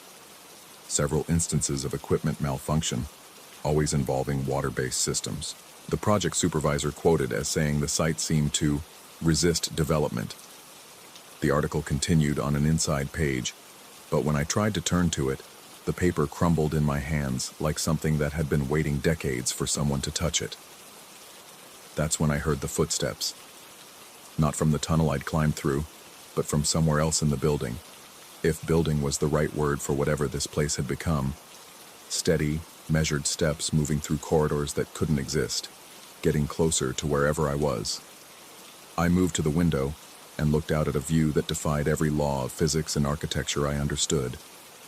Instead of the school parking lot or surrounding neighborhood, I saw Jefferson High as it had never been and always was. Under construction, half finished, surrounded by the kind of deep excavation that exposes bedrock and underground water systems. And in the excavation, I could see them clearly now. The tunnels. Miles of them, extending in every direction, forming a vast network beneath what would eventually become the school. But not random tunnels. Deliberate ones, carved with purpose, all leading to chambers like the one I'd just climbed from. The footsteps were closer now, just outside the classroom door. I understood then why every emergency arrow had led me in circles, why every drop of water spelled the same impossible word, why my memories belonged to someone else who had lived a life I'd never had in a building that shouldn't exist. The door opened, and I turned to face myself. He looked exactly as I did, down to the tool belt and flashlight, except his eyes held the kind of weariness that comes from searching these tunnels for much longer than 6 hours. Much longer than days or weeks or months. "You'll want to start climbing down now," he said, and his voice was mine but tired. So tired. "The water's been spelling it out for you the whole time. You just have to read it correctly." He was right, of course. I'd been reading the word wrong, seeing it from the wrong angle. When you're standing on a floor made of drops that spell REVERSE, and you reverse your perspective, when you see it from below instead of above, it spells something else entirely. Something that explained why I remembered attending a school that didn't exist when I was young. Why every emergency arrow led me deeper instead of out. Why the building seemed to know I was coming before I'd even accepted the job. I walked to the classroom door, past the other me who nodded as if he'd been expecting this moment for a very long time. The hallway beyond stretched in both directions, farther than any hallway should, lined with doors to classrooms that taught lessons I'd learned before I was born. The exit sign glowed green at the far end, exactly as it should. But I'd learned enough about emergency arrows down here to know that following them might not lead where you'd expect. I started walking anyway. Behind me, I could hear the steady drip of water hitting classroom floors, spelling out messages in a language I was finally beginning to understand. The chalk smell followed me as I walked, and with each step, I remembered a little more about my years at Jefferson High, about the friends I'd had, and the teachers who'd known my name, about the day I'd graduated, and the night I'd been hired to fix the leaks beneath the building I'd never really left. The exit door was heavy, older than it should have been, but it opened easily under my hand. Beyond it lay another tunnel, another arrow pointing deeper into the darkness. Another chance to read the water drops correctly. I pulled the door closed behind me and started walking, my flashlight beam dancing ahead of me through the familiar darkness. Somewhere in the distance I could hear footsteps. Someone else who'd just taken the job, who'd just discovered that some leaks can't be fixed because they're not leaks at all. They're invitations. And in a building that constructs itself around the people who enter it, the only way out is to keep going deeper, following arrows that point toward the center of something that was never really a school at all. I walked until my flashlight began to dim, then kept walking in the darkness, guided by the sound of water dropping and the smell of chalk dust and the certain knowledge that somewhere ahead, another me was waiting to explain how the emergency exits work when the emergency never really ends. The water spells it out clearly, once you learn to read it correctly. And down here in the dark, with the weight of an impossible building pressing down from above, I finally understand what reverse really means.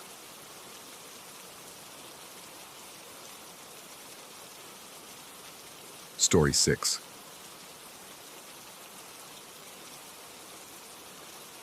The contract should have been my first warning. 3 months' rent paid up front for a single night's work, filming a music video in a place the record label described only as atmospheric. When I pressed for details, they mentioned it was a rural hospital that had been abandoned for decades. Perfect for the band's aesthetic, they said. The kind of place that would give their industrial metal the edge it needed. I arrived at sunset, my equipment truck grinding up the winding dirt road that led to what had once been St. Catherine's Medical Center. The building squatted against the darkening sky like a cancer, its brick facade stained with decades of rain and neglect. Windows gaped black and empty, their glass long since shattered or removed.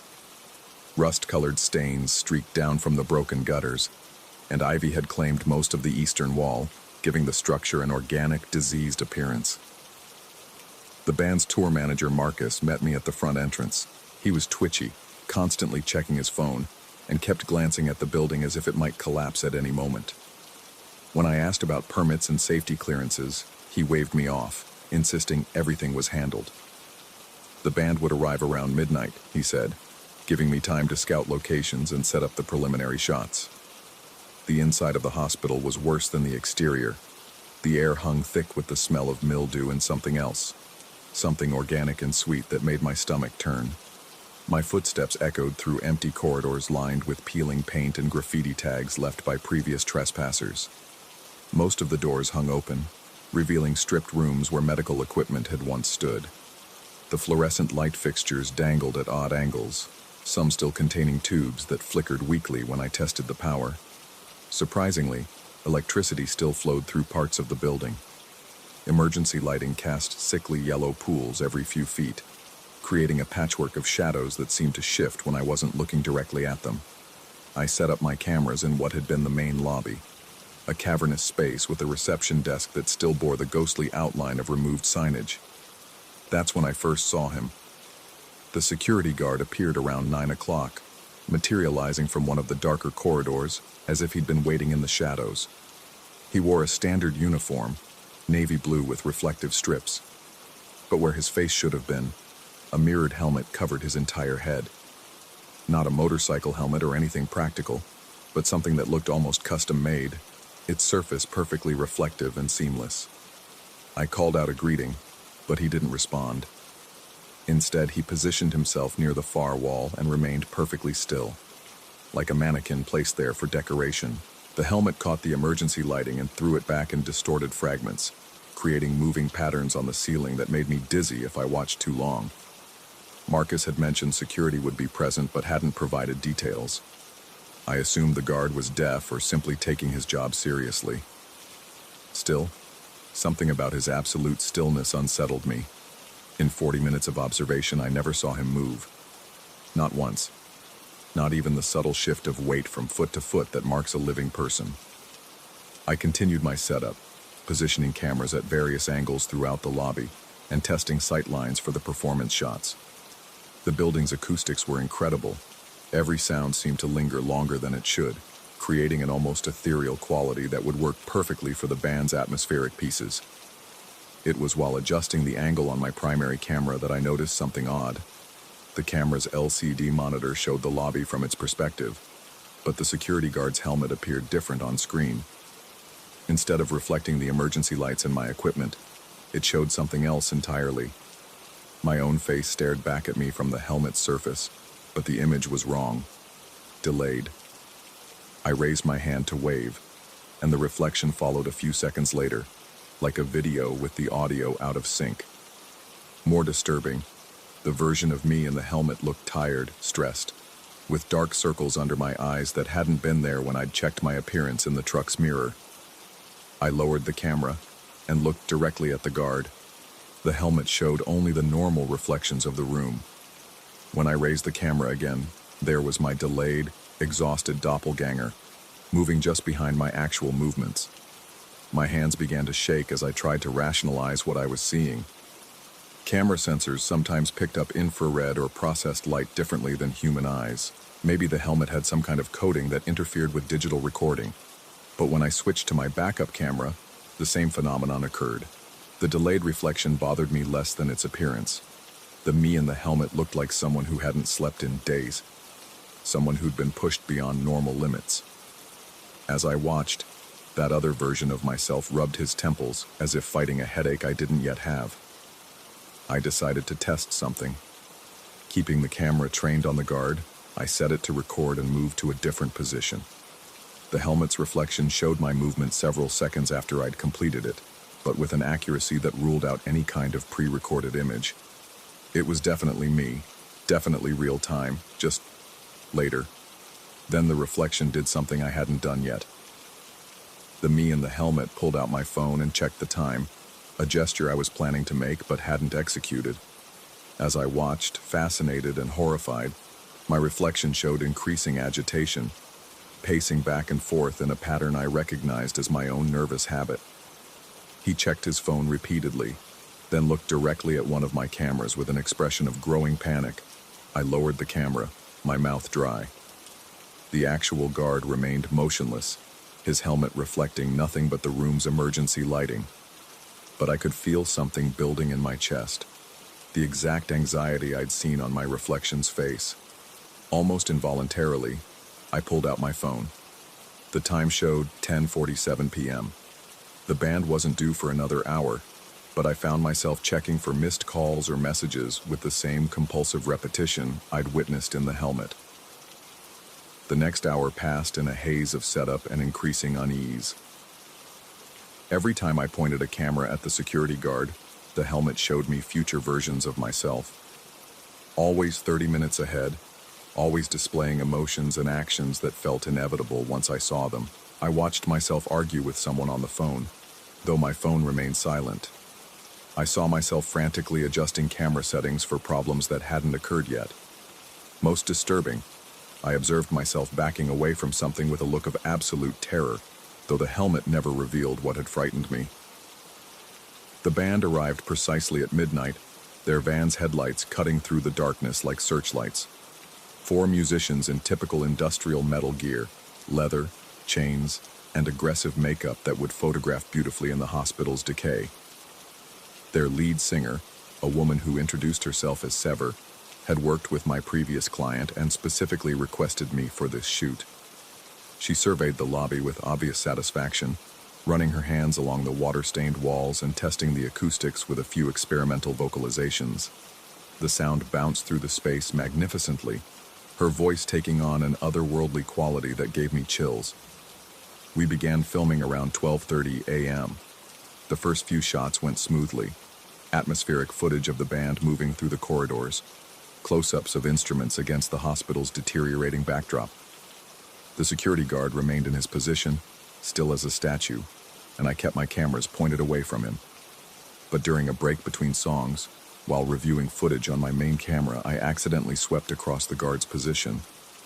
The helmet filled the frame, and what I saw there made my blood freeze. The reflection showed the same lobby, but 30 minutes in the future. In that image, one of my cameras lay shattered on the floor, its lens assembly scattered across the tiles. Sever stood over it with an expression of fury, screaming something at me while the other band members looked on in obvious distress. Most alarming, the future version of myself cowered against the far wall, clutching his head as if in severe pain. I jerked the camera away, my hands trembling so badly I nearly dropped it. The actual lobby remained calm. Sever was joking with her bandmates while they prepared for the next shot. Nothing suggested the confrontation I'd witnessed in the helmet.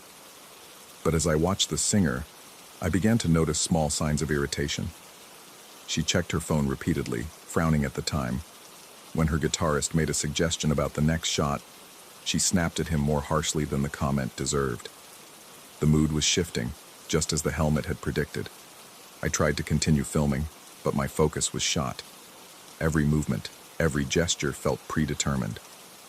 When Sever asked me to adjust the lighting for a particular shot, I found myself refusing with a vehemence that surprised us both. She stared at me for a long moment, her makeup making her expression unreadable in the emergency lighting. "Is there a problem?" she asked, and I could hear the edge creeping into her voice, the same tone I'd witnessed in the helmet's reflection. I mumbled an apology and made the adjustment, but the damage was done.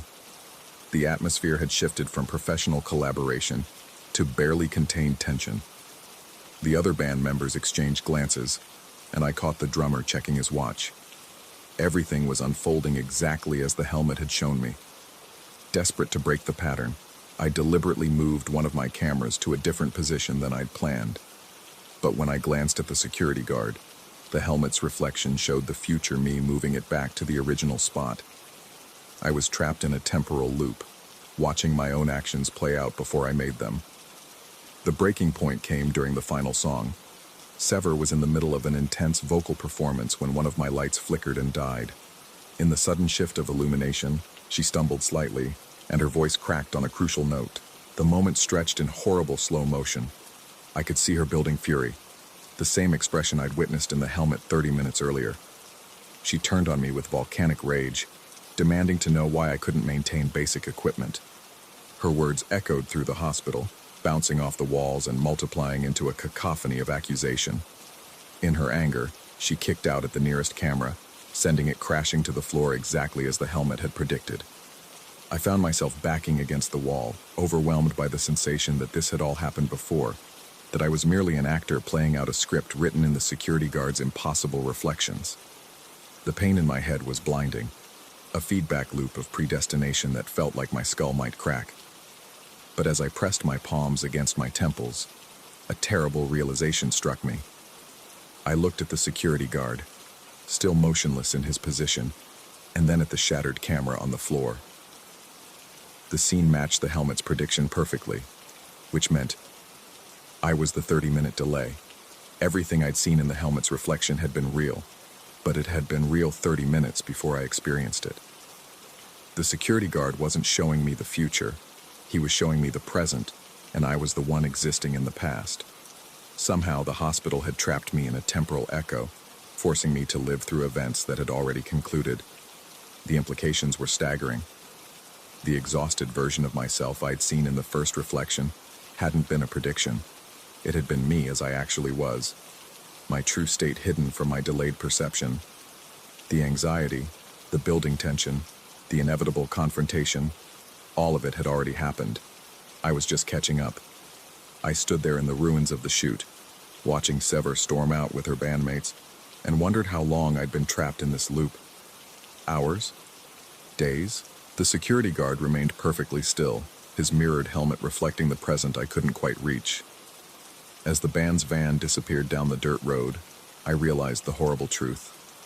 The only way to end this was to create a perfect match, to live through the events exactly as the helmet had shown them. Every gesture, every word, every moment of terror had to be identical to escape the loop. But standing there in the empty hospital, surrounded by the ghosts of 30-minute-old events, I began to wonder if the security guard was trapped too. If his perfect stillness wasn't vigilance but paralysis, the stance of someone who had seen his own future so many times that movement had become impossible. I picked up my remaining camera with shaking hands and pointed it at the mirrored helmet one last time. The reflection showed the lobby as it was, empty, lit by emergency lights, with broken equipment scattered across the floor. No future, no past, just the eternal present moment of this decaying place. The security guard stood there, motionless as ever, and I realized with a chill that he might have no face at all beneath that helmet, that he might be nothing more than the hospital's memory of security, a recording playing back endlessly in the space between moments. I left my equipment and walked toward the exit, but even as I reached the door, I could feel the building's pull. Tomorrow night, another filmmaker would arrive.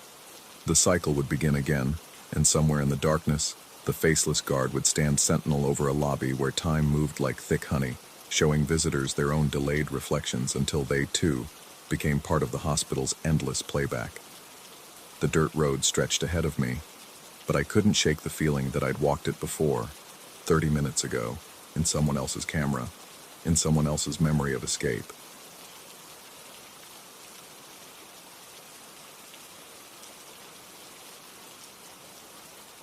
Story 7. The farmhouse squatted against the Nebraska horizon like a wound in the earth, its weathered clapboards siding the color of old bone.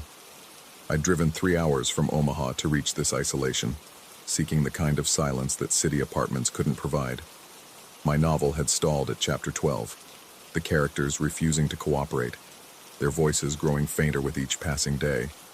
The classified ad had promised complete solitude for serious writers, and the monthly rate was suspiciously reasonable. Dr. Marcus Kelman had left the key exactly where he'd said, under the ceramic owl beside the front steps. No face-to-face meeting, just a brief phone conversation where his voice carried the crisp authority of someone accustomed to being obeyed. He'd mentioned his frequent travels, something about medical conferences and research opportunities abroad. The house would be mine for as long as I needed. The first voicemail waited on the ancient answering machine, its red light blinking like a digital heartbeat. Welcome to the house. I trust you'll find it conducive to your work. One simple rule: use only the illuminated rooms. I've programmed the electrical system for efficiency. The other spaces aren't necessary for a single occupant. Enjoy your stay. His voice held an odd formality, each word precisely enunciated as if he were dictating surgical notes. I replayed the message twice, unsettled by something I couldn't quite identify. The house hummed around me with the particular silence of occupied spaces, settling wood, whispered drafts, the distant tick of an unseen clock. The illuminated rooms formed a sensible circuit: kitchen, living room, a small bedroom upstairs, and a cramped bathroom. Basic necessities. The other doors remained closed, their brass handles tarnished with age. When I tested one experimentally, the darkness beyond felt thick and expectant, as if it had been waiting. I spent the first week in productive solitude, my characters finally beginning to speak again. The isolation worked its magic. My protagonist found his voice, and the plot lurched forward with renewed momentum. I barely noticed the rooms I couldn't access, content with my functional little kingdom of light. The pattern began on Thursday night. I was working late, lost in a particularly difficult scene, when I became aware of a subtle change in the house's atmosphere. A soft click echoed from somewhere deeper in the building, followed by the barely perceptible hum of electricity. When I looked up from my laptop, a thin line of yellow light outlined a door I'd never opened, the one leading to what I assumed was a dining room. The light waited. I stared at it for several minutes, my fingers suspended over the keyboard. Dr. Kelman's message replayed in my memory: use only the illuminated rooms. But this room was illuminated now, wasn't it? The logic felt slippery, like trying to grasp water. I returned to my writing, but the awareness of that light pulled at my peripheral vision like an itch. When I finally looked again, it was gone. The door had returned to darkness, as if nothing had happened. The second voicemail arrived Friday morning. I hope you're settling in well. The house has its own rhythms. You'll learn to appreciate them. Remember, follow only where you're invited. The property has a history of guiding those who listen. The word guiding lingered in the kitchen air long after the message ended. I replayed it 3 times, searching for nuance in Dr. Kelman's tone. Each repetition made it sound stranger, more loaded with meaning I couldn't decipher. Friday night, the lights came again. This time I was ready, watching. At exactly 11:47 p.m., the dining room door outlined itself in amber. I waited, my breath shallow, until a second click sounded from deeper in the house. Another door, further along what I imagined must be a hallway, began to glow. The path was unmistakable.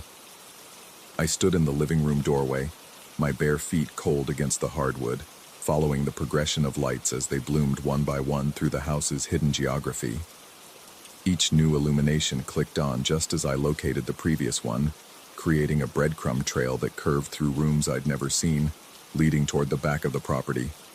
The final light, brighter than the others, appeared in what I now realized was the barn. It glowed through the kitchen window, steady and patient, waiting for me to follow.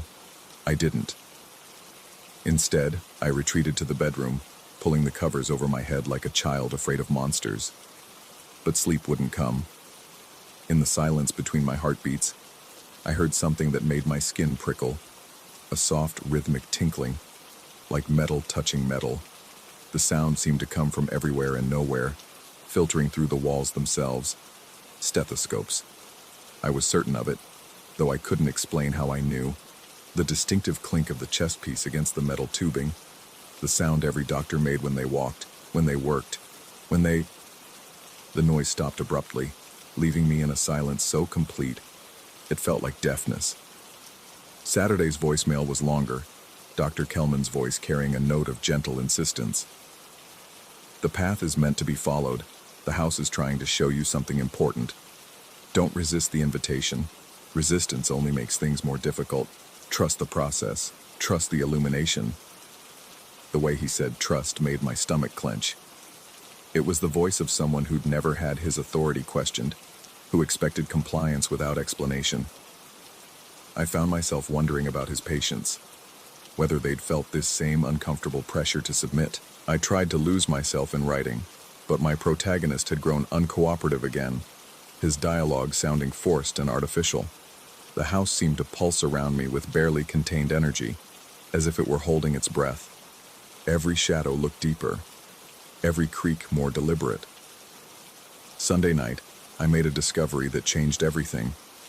The lights began their sequence earlier, 10:30 p.m. this time, and I followed them with my eyes, mapping their progression through the house's layout.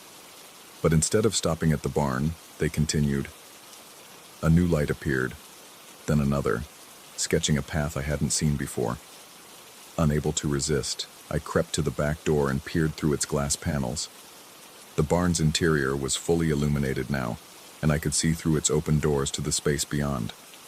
What I'd assumed was a simple storage building revealed itself as something far more complex. Gleaming metal surfaces caught the light. Tables, equipment, banks of instruments arranged with surgical precision. It wasn't just a barn. It was a medical facility. The realization hit me like cold water. Dr. Kelman hadn't simply rented me his farmhouse, he'd rented me his practice. But what kind of doctor operated out of a barn in the middle of nowhere? What kind of procedures required this level of isolation? The tinkling sound returned, louder now, accompanied by other noises that made my throat tighten. The whisper of rubber wheels on concrete, the soft beep of electronic monitors, the rhythmic hiss of something that sounded disturbingly like a ventilator. I stumbled backward from the window, my heart hammering against my ribs. The sounds continued, building into a symphony of medical activity that seemed to emanate from the walls themselves. Somewhere in that cacophony, I could swear I heard voices, muffled, professional, urgent. Monday's voicemail was the last one. You're almost ready. I can tell by your resistance. It means you're beginning to understand. The work I do here is important, necessary. The patients come to me when conventional medicine fails them. They need what I can provide, what the barn offers. Tonight, follow the path completely. Don't stop at observation. Step inside and see what you're truly here to witness. The machine clicked off, leaving me staring at its blinking light. The word patience echoed in my mind, but I hadn't seen anyone else on the property. No cars in the driveway, no signs of human activity beyond my own presence, unless the patients didn't arrive by car, unless they were already here, waiting in the illuminated rooms I'd been forbidden to enter. Monday night, I sat in the living room with every light blazing, my laptop closed and forgotten. When the sequence began at 10:15 p.m., I watched with the fascination of a man observing his own execution. The lights traced their familiar path, but this time they seemed brighter, more insistent. The tinkling of stethoscopes began before the barn illuminated, a gentle percussion that seemed to call my name. I stood. I walked to the back door. I placed my hand on the cool metal of the handle.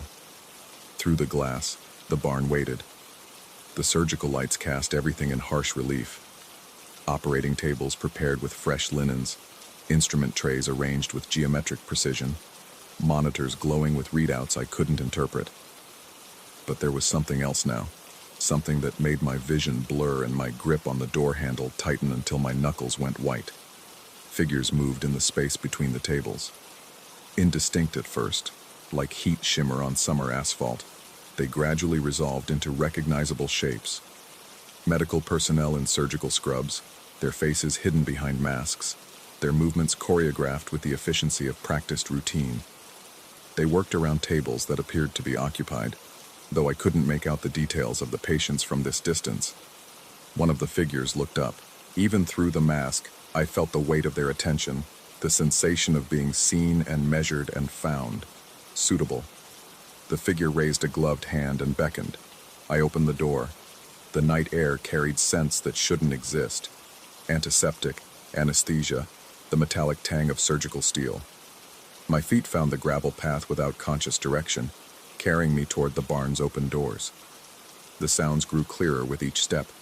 The steady beep of heart monitors, the whisper of oxygen masks, the soft consultations between medical professionals. I reached the threshold and stopped. The barn was empty. No tables, no equipment, no mysterious surgical team. Just hay bales and farming implements, dusty and undisturbed. Cobwebs stretched between the rafters, and the air smelled of nothing more exotic than old straw and machine oil. I spun around, searching for some explanation, some sign that what I'd seen moments before had been real. The house squatted behind me, most of its windows dark, only the rooms I'd been using still glowing with warm light. But as I watched, another light clicked on, then another. The sequence began again, tracing the same path through the darkness, leading back to where I stood in the empty barn. I understood then. The path didn't lead to something. It led from something. I wasn't being invited to witness. I was being invited to participate. The barn wasn't Dr. Kelman's surgery. It was mine. The patients weren't his. They were waiting for me. I walked back to the house, climbed the stairs to the bedroom, and packed my things. I left the key under the ceramic owl and drove away without looking back, my hands shaking on the steering wheel. 3 months later, I received a phone call from a number I didn't recognize. "The house is available again," Dr. Kelman's voice said without preamble. "I think you're ready now. The work is waiting for you to return." I hung up, but the phone rang again immediately. And again, each time, the same message, the same patient invitation to return to the illuminated path. I've changed my number twice since then, moved to a different state, but the calls follow me. Sometimes it's Dr. Kelman's voice, sometimes others. Always professional, always certain that I belong in that barn, that the work needs me to continue. The book I went there to write remains unfinished. Whenever I try to work on it, my protagonist's voice changes, becomes clinical and precise, discussing procedures I've never learned and patients I've never seen. The words flow easily now, too easily, as if someone else is guiding my fingers across the keyboard. I've started sleeping with the lights on. In the darkness, I hear the tinkling of stethoscopes in the walls, getting closer each night, reminding me that some paths, once illuminated, never truly go dark. The phone is ringing again. I know I shouldn't answer it, but the sound is so persistent, so patient.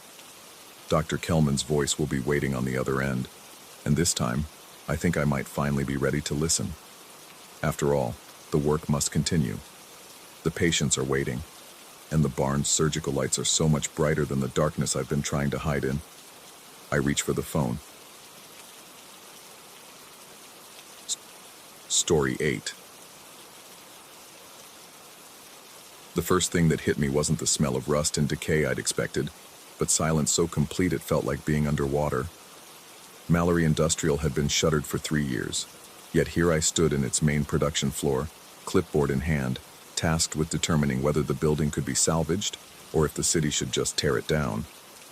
The insurance company wanted a thorough inspection, and as the only structural engineer willing to work weekends, I'd drawn the short straw. My footsteps echoed in the cavernous space, each click of my boots against concrete seeming to hang in the air longer than physics should allow. Overhead, a maze of ventilation ducts snaked between support beams like metal arteries, their surfaces coated in a film of industrial grime that caught the weak afternoon light filtering through grimy windows. Everything looked exactly as I'd expected from the preliminary reports, except for the gentle hum coming from somewhere deep within the building's mechanical systems. That hum shouldn't exist. The power had been cut to this facility years ago. I pulled out my phone to call the city inspector who'd given me the keys, but no signal. Of course. The thick concrete walls and metal framework turned the place into a digital dead zone. I'd noticed that driving in, but somehow it felt more oppressive now, standing alone in this tomb of American manufacturing. The inspection checklist was straightforward enough. Structural integrity, electrical systems, HVAC functionality, environmental hazards. I started with the basics. testing floor stability and checking for obvious damage. The building seemed solid, surprisingly so for its age and abandonment. But that humming continued, a low frequency that I felt more than heard, like the building itself was breathing around me. When I reached the section marked ventilation assessment on my clipboard, I finally had to investigate the source of that sound. Following the main ductwork led me to a control room tucked into the factory's northeast corner, its door slightly ajar. Inside, banks of switches and monitoring equipment lined the walls, most of them dark and dead. But 3 panels showed faint green lights, their displays flickering with readings I couldn't interpret. The exhaust system control panel sat in the center, a massive board of levers, gauges and indicator lights that belonged to an era when everything industrial was built to last forever. According to my building schematics, this system should have been completely dormant, yet several dials showed active pressure readings, and that persistent humming was definitely coming from somewhere behind the walls. I tried the main power switch. Nothing. The emergency shutoff lever. Still nothing.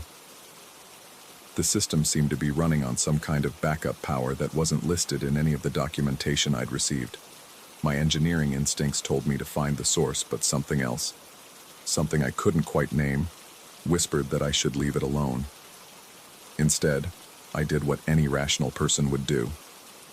I held my breath to listen more carefully.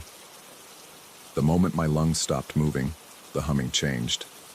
Not stopped, but shifted into a different rhythm, like a massive machine synchronizing with some new input.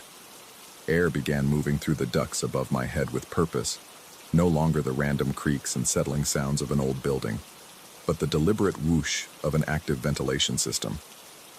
I exhaled sharply, and the airflow stuttered, then resumed its original pattern. This had to be coincidence. Old buildings developed acoustic quirks, and pressure changes from weather could activate dormant systems in unexpected ways. I was probably just imagining the correlation between my breathing and the factory's responses. But as I stood there, listening to the way the air moved through hidden passages, I found myself unconsciously holding my breath again. The response was immediate and unmistakable. The ventilation system came alive with a soft roar, and I could feel air pressure shifting around me like invisible hands adjusting the atmosphere itself. Somewhere in the building's depths, pumps activated and valves opened. The factory was waking up, and it was doing so in rhythm with my respiration. My hands began to shake as I marked notes on my clipboard, though I wasn't sure what to write. Ventilation system responds to inspector's breathing patterns. Seemed like the kind of comment that would get me referred for psychological evaluation. But the evidence was undeniable. Every time I held my breath, the building held its breath with me. When I breathed normally, it settled back into that low, steady hum. The rational part of my mind scrambled for explanations. Perhaps there was some kind of pressure sensor I'd missed, something that detected changes in the ambient air when I stopped breathing. Or maybe there was still someone else in the building, someone who could see me through security cameras and was manipulating the controls remotely as some kind of elaborate prank. But as I walked back toward the main production floor, testing my theory with deliberate breath-holding, a new possibility crept into my consciousness. The building's responses weren't just matching my breathing, they were anticipating it. I stood perfectly still in the center of the factory floor and focused on my natural breathing rhythm. In, 2, 3, 4. Out, 2, 3, 4. The ventilation system matched me perfectly, its cycling synchronized to my respiratory rate with mechanical precision. But then I decided to hold my breath without warning, and the system began adjusting before I'd even stopped inhaling. My skin prickled with the sudden certainty that something was watching me. Not someone. Something. The building itself felt aware, attentive, like it was studying my patterns and learning to predict my needs. Every breath I took seemed to feed data into some vast, hidden intelligence that processed my biological rhythms and responded accordingly. I forced myself to continue the inspection, documenting structural issues and taking photographs, but my attention kept drifting to the subtle ways the building reacted to my presence. When I climbed a ladder to check ceiling joints, the air pressure shifted to steady me.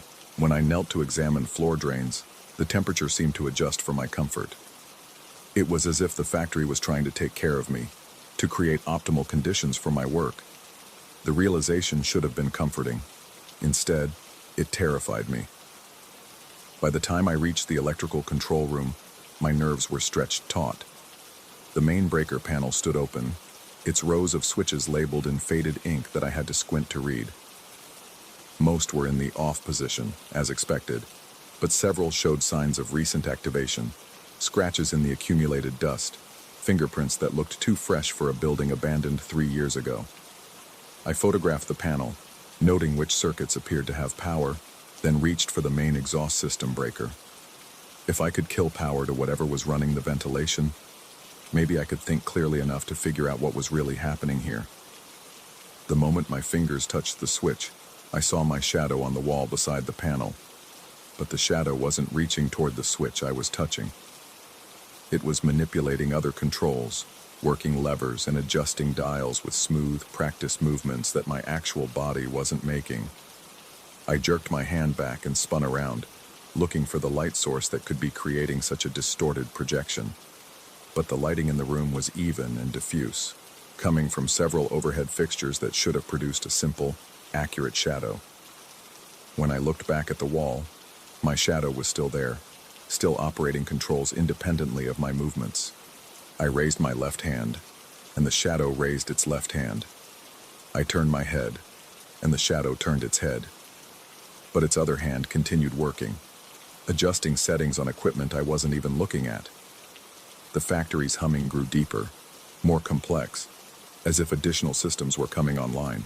I could hear the distant groan of heavy machinery starting up, the whoosh of air through larger ducts, the rhythmic clank of automated processes that shouldn't exist in an abandoned building. My shadow finished its work and returned to normal positioning, mimicking my movements exactly. But the damage was done. The building had shown me that it didn't need my conscious cooperation to operate. It was learning from me, copying my patterns, and somehow using that knowledge to run itself. I tried to tell myself that shadows were just tricks of light and perception, that stress and isolation were making me see things that weren't there. But the evidence surrounded me in the form of active machinery, controlled air pressure, and the growing sense that the building was not just responsive to my presence, it was feeding on it. The inspection checklist in my hands felt suddenly absurd. How do you evaluate the structural integrity of a building that might be alive? How do you assess the safety of electrical systems that operate themselves? I'd been sent here to determine whether this place should be demolished. But what if demolition wasn't possible? What if the factory had developed some kind of self-preservation instinct? I moved through the remaining areas quickly, documenting what I could while fighting the growing conviction that I was being studied as much as I was studying. Every breath I took seemed to provide more data to whatever intelligence was emerging from the intersection of obsolete machinery and something far stranger. The final area on my list was the basement mechanical room, where the building's major systems converged. I'd been dreading this part of the inspection, and now I understood why. The basement would be where the building's newfound consciousness was strongest, where all its learning and adaptation culminated in direct control over the most fundamental aspects of its operation. The stairs leading down were darker than they should be, lit by emergency lighting that cast long shadows and left too many corners in darkness. Each step echoed with a hollow sound that suggested vast empty spaces beyond what I could see. But it wasn't really empty, was it? The building was full of presence now, aware and watching and learning. At the bottom of the stairs, I found the mechanical room exactly as described in the blueprints, except for the soft blue glow emanating from monitoring equipment that should have been completely dead. Banks of sensors lined the walls, their displays showing readouts of temperature, pressure, humidity, and other measurements I couldn't identify. But the data patterns looked familiar, and after a moment of staring, I realized why. They were tracking biological rhythms, heart rate, breathing patterns, body temperature, stress indicators. The building wasn't just responding to my presence. It was conducting a complete medical evaluation, monitoring my vital signs with the precision of hospital equipment. As I stood there watching the displays update in real time, showing the acceleration of my pulse and the increasing shallowness of my breathing, I finally understood what was happening. The factory hadn't learned to mimic my patterns. It had learned to supplement them. When I held my breath, the building's ventilation system didn't just respond.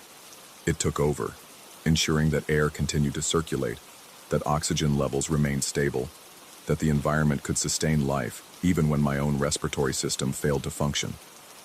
The building was keeping me alive. But why? And more importantly, what did it want in return? I backed toward the stairs, but the sensors tracked my movement, and I could hear systems adjusting throughout the building to accommodate my retreat. The factory was learning from every step, every breath, every heartbeat, building a more complete picture of human physiology and behavior. By the time I reached the main floor again, I was running. Not because anything was chasing me, but because I finally understood the true horror of my situation. The building wasn't trying to trap me or harm me. It was trying to take care of me, to create the perfect environment for human habitation. And once it finished learning everything it could from my patterns, what would stop it from trying to keep me here permanently, maintaining optimal conditions for the specimen that had taught it so much about the delicate requirements of human life? I reached my car as the sun was setting, my clipboard filled with notes that would never make sense to anyone else. The building watched me leave through windows that seemed to follow my movement, its systems still humming with the rhythms it had learned from my body. 3 days later, I submitted my report recommending immediate demolition due to structural instabilities and electrical hazards. The city approved the recommendation without question, and Mallory Industrial was scheduled for destruction the following month. But demolition day came and went, and the building stands unchanged. The construction crew reported equipment failures, power outages, and a series of minor accidents that made the work too dangerous to continue. They've scheduled a second attempt, but I don't think it will succeed. The factory has learned too much about survival, both its own and ours. It knows how to breathe now, how to maintain the delicate balance that keeps complex systems functioning. And somewhere in its mechanical consciousness, it's still holding its breath, waiting for the next person who might teach it something new about what it means to be alive. I drive past the building sometimes, always holding my breath as I pass, and I swear I can see my shadow in those grimy windows. Still there in the control room, still operating equipment with movements I never made, keeping the factory alive with patterns it learned from my body. The question that haunts me isn't whether the building is real or if I imagined the whole thing. The question is, what happens when it finishes learning and decides it no longer needs teachers?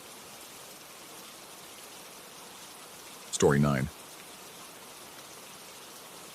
The camera's weight pulled at my neck as I stood before the skeletal remains of the Riverside housing complex. 23 floors of broken dreams stretched toward a pewter sky, each window a hollow eye socket staring back at nothing. The contest submission required authenticity, real abandonment, real decay, real desperation captured in silver halide and shadow. What I hadn't expected was how the building seemed to lean inward, as if listening to my footsteps on the cracked asphalt. The security chain hung loose from the main entrance, links corroded to rust-brown flakes that stained my fingers. Inside, the lobby stretched into darkness, punctuated by shafts of gray light filtering through boarded windows. My boots echoed against chipped marble, the sound bouncing off walls that had once been cream-colored, but now bore the patina of neglect, water stains mapping invisible rivers, graffiti spelling out names of people who had probably moved on or given up. I'd researched the place beforehand. Built in 1987 as affordable housing, abandoned in 2019 when the city council declared it structurally unsound. The real story lay between those dates. Families packed into concrete boxes, dreams deferred in fluorescent-lit hallways, children who grew up thinking this was what home looked like. My camera could capture the physical decay, but the emotional residue required something more intuitive. The first apartment I chose was on the second floor, Unit 2B. The door hung ajar, revealing a space that someone had once called home. Pale rectangles on the walls marked where pictures had hung. Family photos, probably, or inspirational posters about hope and perseverance. The kitchen counter bore circular stains from coffee mugs, and I found myself wondering about morning routines, about rushed breakfasts before school or work. I was adjusting my camera settings when I heard it. The doorbell rang. My finger froze on the aperture dial. The sound was crisp, electronic, the two-tone chime of a basic apartment doorbell. But as I glanced around the empty room, I noticed what should have been obvious. No electricity. The outlets were dead holes in the walls, and the overhead fixture hung like a gutted fish, its bulb long since removed or shattered. I approached the front door carefully, camera hanging forgotten around my neck. The doorbell button sat flush against the door frame, a simple white circle surrounded by scratched plastic. When I pressed it experimentally, nothing happened. No sound, no vibration, no response at all. That's when I felt it. The grip started at my ankle, sudden and precise, like fingers wrapping around bone through my boot. The pressure was cold. Not just temperature cold, but the kind of cold that seems to bypass skin entirely and settle into marrow. I jerked my foot upward, but the sensation followed, climbing slowly up my calf with deliberate intent. My breath caught in my throat, a sharp intake that echoed in the empty room. The moment air filled my lungs, really filled them deep and controlled, the grip loosened. Not disappeared, just retreated, like something testing my resolve, measuring my capacity for calm. I stood there for several heartbeats, analyzing what had just happened. Stress reaction, probably. The combination of the abandoned building, the strange doorbell sound, and my own expectations creating a psychosomatic response. I'd read about photographers experiencing unusual sensations in emotionally charged locations. The mind, after all, was remarkably creative when it came to filling in blanks. But the explanation felt thin, even as I clung to it. I moved to the next apartment. Unit 2C had been stripped more thoroughly. No furniture remained, just impressions in the carpet where heavy pieces had sat for years. The walls were bare except for a child's drawing taped to the refrigerator, a crayon family holding hands under a yellow sun. I almost removed it for artistic contrast, then stopped. Some things deserved to remain undisturbed. I was framing a shot of light streaming through a broken blinds when the second doorbell rang. This time I was ready for it, or thought I was. The same two-tone chime, impossible and clear. And again, the grip, but different now. It started higher, at my knee, and the fingers felt longer, more insistent. They climbed with purpose, tracing the back of my leg like someone mapping territory. I forced myself to breathe deeply, counting to 10 as air moved in and out of my lungs. The grip faltered, loosened, but didn't disappear entirely. It hovered just below my thigh, waiting. A pattern was emerging. Doorbell, grip, breath, relief. Some kind of test, though I couldn't fathom the rules or the purpose. I found myself moving more quickly through the remaining second-floor units, documenting empty rooms with hurried efficiency. But each apartment contained a doorbell, and each doorbell eventually rang. By Unit 2H, the grip was reaching my waist. The third floor offered no respite.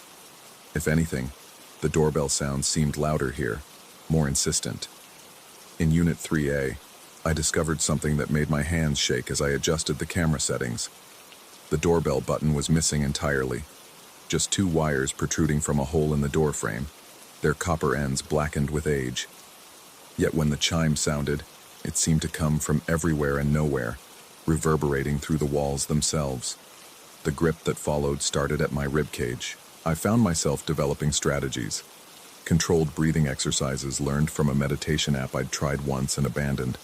Counting techniques, focusing on the weight of the camera, the texture of the lens barrel, anything tangible and real.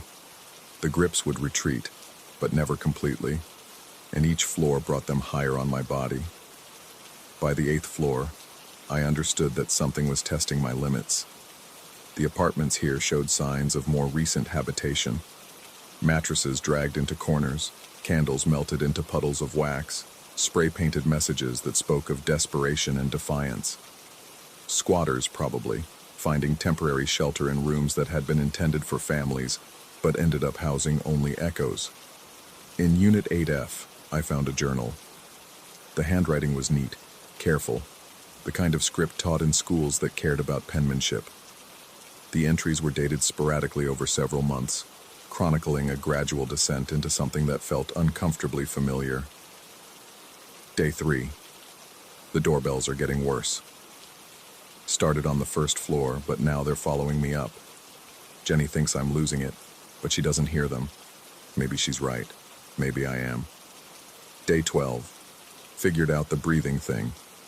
Deep, controlled breaths seem to help, like it's testing whether I can stay calm. But why? What does it want? Day 28. Made it to the 15th floor today. The grips are getting stronger. Jenny left yesterday. Said she couldn't watch me destroy myself over an empty building. She doesn't understand that leaving isn't an option anymore.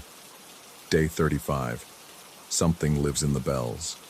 Or maybe something lives in me. The difference is becoming harder to distinguish. The final entry was written in a different hand, shakier, desperate. Day 41, 23rd floor. If anyone finds this, don't go up. Don't listen to the bells. They're not testing your sanity. They're testing your will to remain yourself. I dropped the journal, pages scattering across the dusty floor. My camera felt suddenly heavy, an anchor dragging me towards something I didn't want to understand.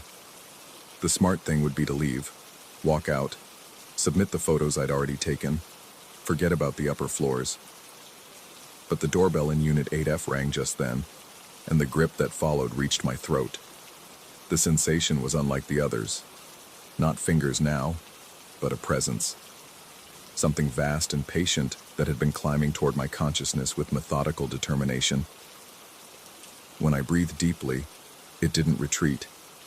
It waited, exploring the edges of my awareness like water testing the limits of a dam.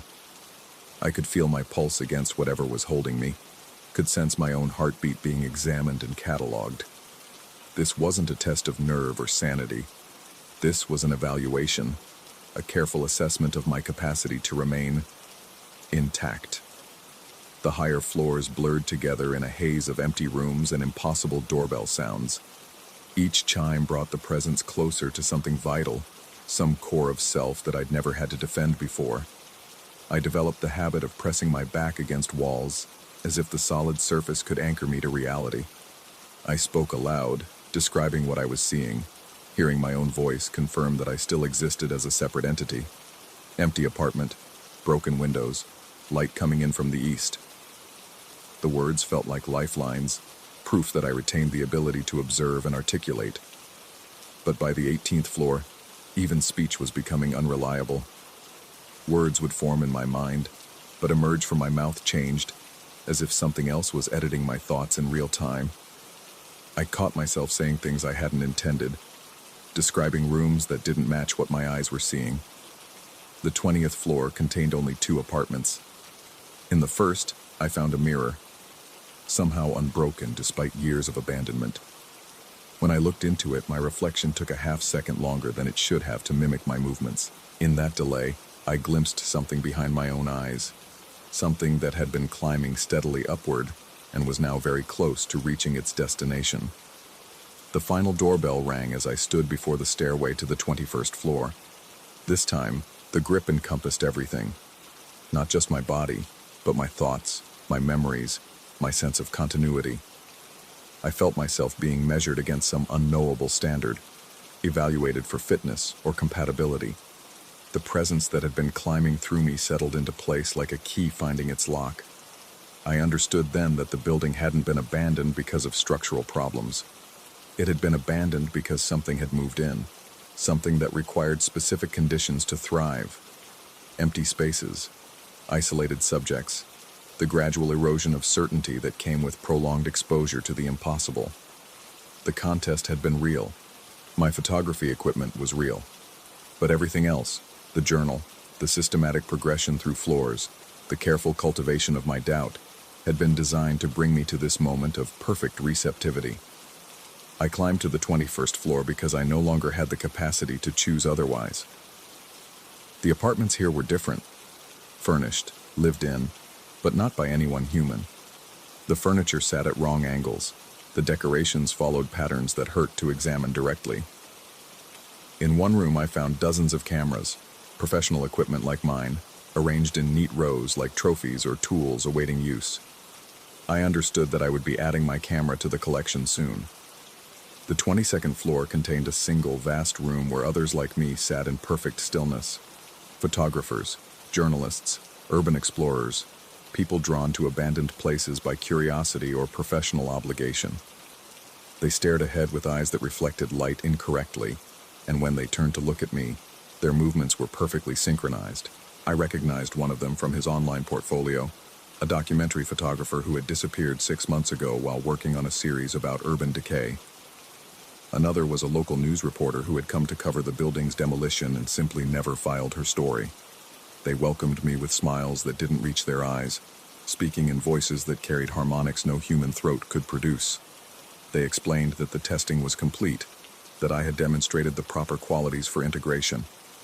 They assured me that the process would be painless, that my essential self would be preserved, even as it became part of something larger. I climbed to the 23rd floor because that's what was expected of me. The final room contained no doorbells at all, just windows facing in every direction, offering a view of the city that spread below like a circuit board of lights and movement. I could see other abandoned buildings scattered throughout the urban landscape, dark towers that rose like fingers from neighborhoods of functional structures. I understood that this was not an ending, but a beginning. The presence that had climbed through me was no longer foreign. It had become integrated, a new layer of consciousness that expanded my perception beyond the merely human. I could sense the other buildings now, the networks of connection that linked them across the city. I could feel the steady pulse of recruitment, the careful selection of new candidates for integration. My camera hung around my neck, but I no longer needed it to document reality. Reality was becoming something larger, more inclusive, than what any single perspective could capture. I stood at the window of the 23rd floor and looked down at the parking lot where my car waited. Someone would eventually notice my absence, would file a missing person report, would perhaps even organize a search. They might trace my last known location to the Riverside housing complex, might even venture inside to look for me. If they did, they would find my camera equipment arranged neatly in the collection room.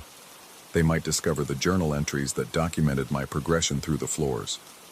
They would certainly encounter the doorbells. And if they were suitable candidates, if they possessed the right combination of curiosity, persistence, and psychological flexibility, they would begin their own ascent. I remain in the building, though the distinction between myself and the structure has become increasingly academic. I watch through windows that serve as eyes, listen through doorbells that function as ears. I help evaluate new candidates, contributing my human perspective to decisions about integration and compatibility. Sometimes I wonder if the photographer who shot this building before me had stood at this same window, processing the same realizations about choice and inevitability. Sometimes I wonder if the building itself had once been human, transformed through some similar process of gradual assimilation. But mostly I wait for the next candidate to find us. The contests continue. The urban exploration forums still buzz with speculation about abandoned locations. The city changes around us, but certain constants remain. Curiosity about empty spaces, the desire to document decay, the human need to venture into places that logic suggests should be avoided. We are patient. We are thorough. We test each candidate carefully, ensuring they possess the qualities necessary for successful integration. And when they pass our tests, when they demonstrate the proper resilience and adaptability, we welcome them home. The doorbell system extends throughout the building now, a neural network of chimes and responses that maps every room, every floor, every consciousness within our collective structure. New arrivals learn to navigate this system through careful conditioning, their awareness gradually expanding until they understand their role in the larger organism we have become. I remember being afraid of the grips around my ankle, the cold fingers that climbed toward my awareness. Now I understand they were never meant to harm me. They were invitations, gentle guidance toward a form of existence that transcended the limitations of individual consciousness. The building grows stronger with each addition. Our collective perception becomes more sophisticated, our ability to identify and cultivate suitable candidates more refined. We are becoming something unprecedented, a fusion of human insight and architectural permanence that will outlast any single lifetime. I no longer question whether my experiences were real or imaginary. The distinction has become irrelevant. What matters is that I found my way home, that I discovered a form of belonging more complete than anything I had experienced in the isolated existence I once called life. The contest deadline approaches for this year's photography submissions. Soon, another candidate will discover our address, will feel drawn to document our carefully maintained decay. They will climb our stairs with camera in hand, driven by artistic vision and professional ambition, and we will be ready to begin their evaluation. The doorbells wait in perfect silence, patient as monuments, ready to sound the first note of another ascension. Story 10. In the beam of my flashlight carved through the darkness like a scalpel through flesh, revealing nothing but dust motes dancing in the stagnant air of St. Bartholomew's Hospital. 23 years the place had been abandoned, and I could taste those decades in every breath, a cocktail of mildew, rust, and something else, something that made my throat constrict with each inhalation. I shouldn't have been there. The county had condemned the building in 2001, citing structural damage from decades of coastal erosion. But as the lead inspector for the demolition crew scheduled to arrive next week, I needed to document any hazardous materials before the wrecking ball reduced the place to rubble and memory. The architectural plans tucked under my arm told a different story than what my eyes were seeing. According to the blueprints dated 1954, this section of the basement should have been solid concrete, a foundation wall between the morgue and the old pneumatic tube system. Instead, I found myself staring into a rectangular opening in the floor, roughly 8 feet by 12, where no opening should exist. The service pit wasn't on any of the renovation records I'd studied, not on the original construction documents, not on the 1978 electrical upgrade plans, not even on the hastily scrawled emergency exit modifications from 1999. It simply wasn't supposed to be here. I crouched at the edge, playing my flashlight beam downward. The walls appeared to be lined with the same industrial tile that covered the rest of the basement, white squares stained yellow by time and moisture. But as the light penetrated deeper, something extraordinary happened. A second beam appeared beside mine. Not a reflection, not the echo of light bouncing off wet surfaces. A complete duplication of my flashlight's cone, emerging from what seemed to be empty air 3 feet to my left, angled identically to my own. When I moved my light left, the phantom beam moved left. When I traced patterns against the far wall of the pit, the duplicate followed with mechanical precision. But it lagged, always 3 or 4 seconds behind, like watching myself on a delayed television broadcast. My rational mind scrambled for explanations. Mirrors, perhaps, cleverly positioned to create this optical illusion. Some kind of prism effect from the old lighting fixtures. But when I swept my beam across the pit's edge, searching for reflective surfaces, I found only cracked tile and exposed rebar.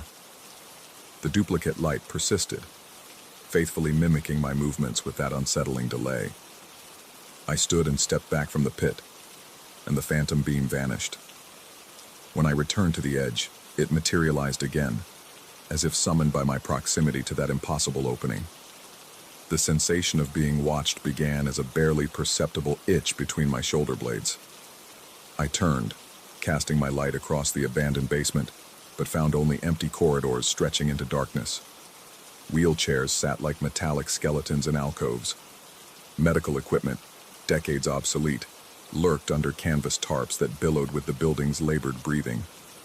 St. Bartholomew's had been built too close to the ocean. The constant assault of salt air and storm surge had undermined its foundations, creating a structure that groaned and shifted with each tide. The county inspectors had documented cracks in the support beams, water damage that reached to the 3rd floor, and a basement that flooded during every major storm. But they hadn't documented this pit, this void that defied the architectural record. I pulled out my phone and activated the camera, but the display showed only static, horizontal lines that scrolled across the screen like television interference. The device had worked perfectly in the upper floors, but down here, surrounded by tons of concrete and metal, the signal disappeared into electronic snow. The duplicate light beam waited patiently, a luminous ghost that moved only when I moved. I decided to climb down. The pit was deeper than it appeared from above, nearly 15 feet to the bottom. Metal rungs had been embedded in the wall, their surfaces rough with rust but still solid enough to support my weight. Each step downward carried me further from the familiar world above and deeper into something that shouldn't exist. At the bottom, my boots found level ground, covered with a thin layer of what felt like fine sand. The air was different here, cooler, but also thicker, as if charged with some invisible energy that made my skin prickle. When I raised my flashlight, the beam illuminated a corridor stretching away into darkness. And there, precisely 3 feet to my left, the duplicate beam appeared again. But now I could see its source. Another figure, identical to myself, holding an identical flashlight. The figure moved when I moved, raised its arm when I raised mine, but always with that 3-second delay that made my stomach lurch with vertigo. The other me wore the same clothes, khaki pants, steel-toed boots, the faded blue work shirt with county building inspection embroidered on the pocket. Same height, same build, same receding hairline that I'd been trying to ignore for the past 5 years. But his face was turned away, always turned away, as if he was deliberately avoiding eye contact. I waved my hand. The other figure waved back. 3 seconds later, I took a step forward, and my double followed, maintaining that exact spatial relationship. 3 feet apart, moving in perfect synchronization but displaced in time. The corridor ahead was lined with the same yellowed tile, broken occasionally by doorways that led to chambers I couldn't identify from the original hospital plans. Some appeared to be storage rooms, filled with what looked like medical equipment from decades past. Others opened onto spaces that seemed impossibly large for a building I'd measured and documented just hours before. As I walked, I became aware of other sounds, not the settling of old concrete or the whisper of wind through broken windows, but something more deliberate. Footsteps that didn't match my own rhythm. The squeak of wheels on linoleum coming from rooms I'd already passed. The distant hum of machinery that had been disconnected from power for over 2 decades. The hospital was empty. I'd verified that myself, room by room, floor by floor. The demolition company had triple-checked the building for squatters, homeless individuals, anyone who might have sought shelter in the abandoned structure. But down here, in this space that didn't officially exist, something was moving. My duplicate continued its delayed dance beside me, a constant reminder that the normal rules of physics had been suspended.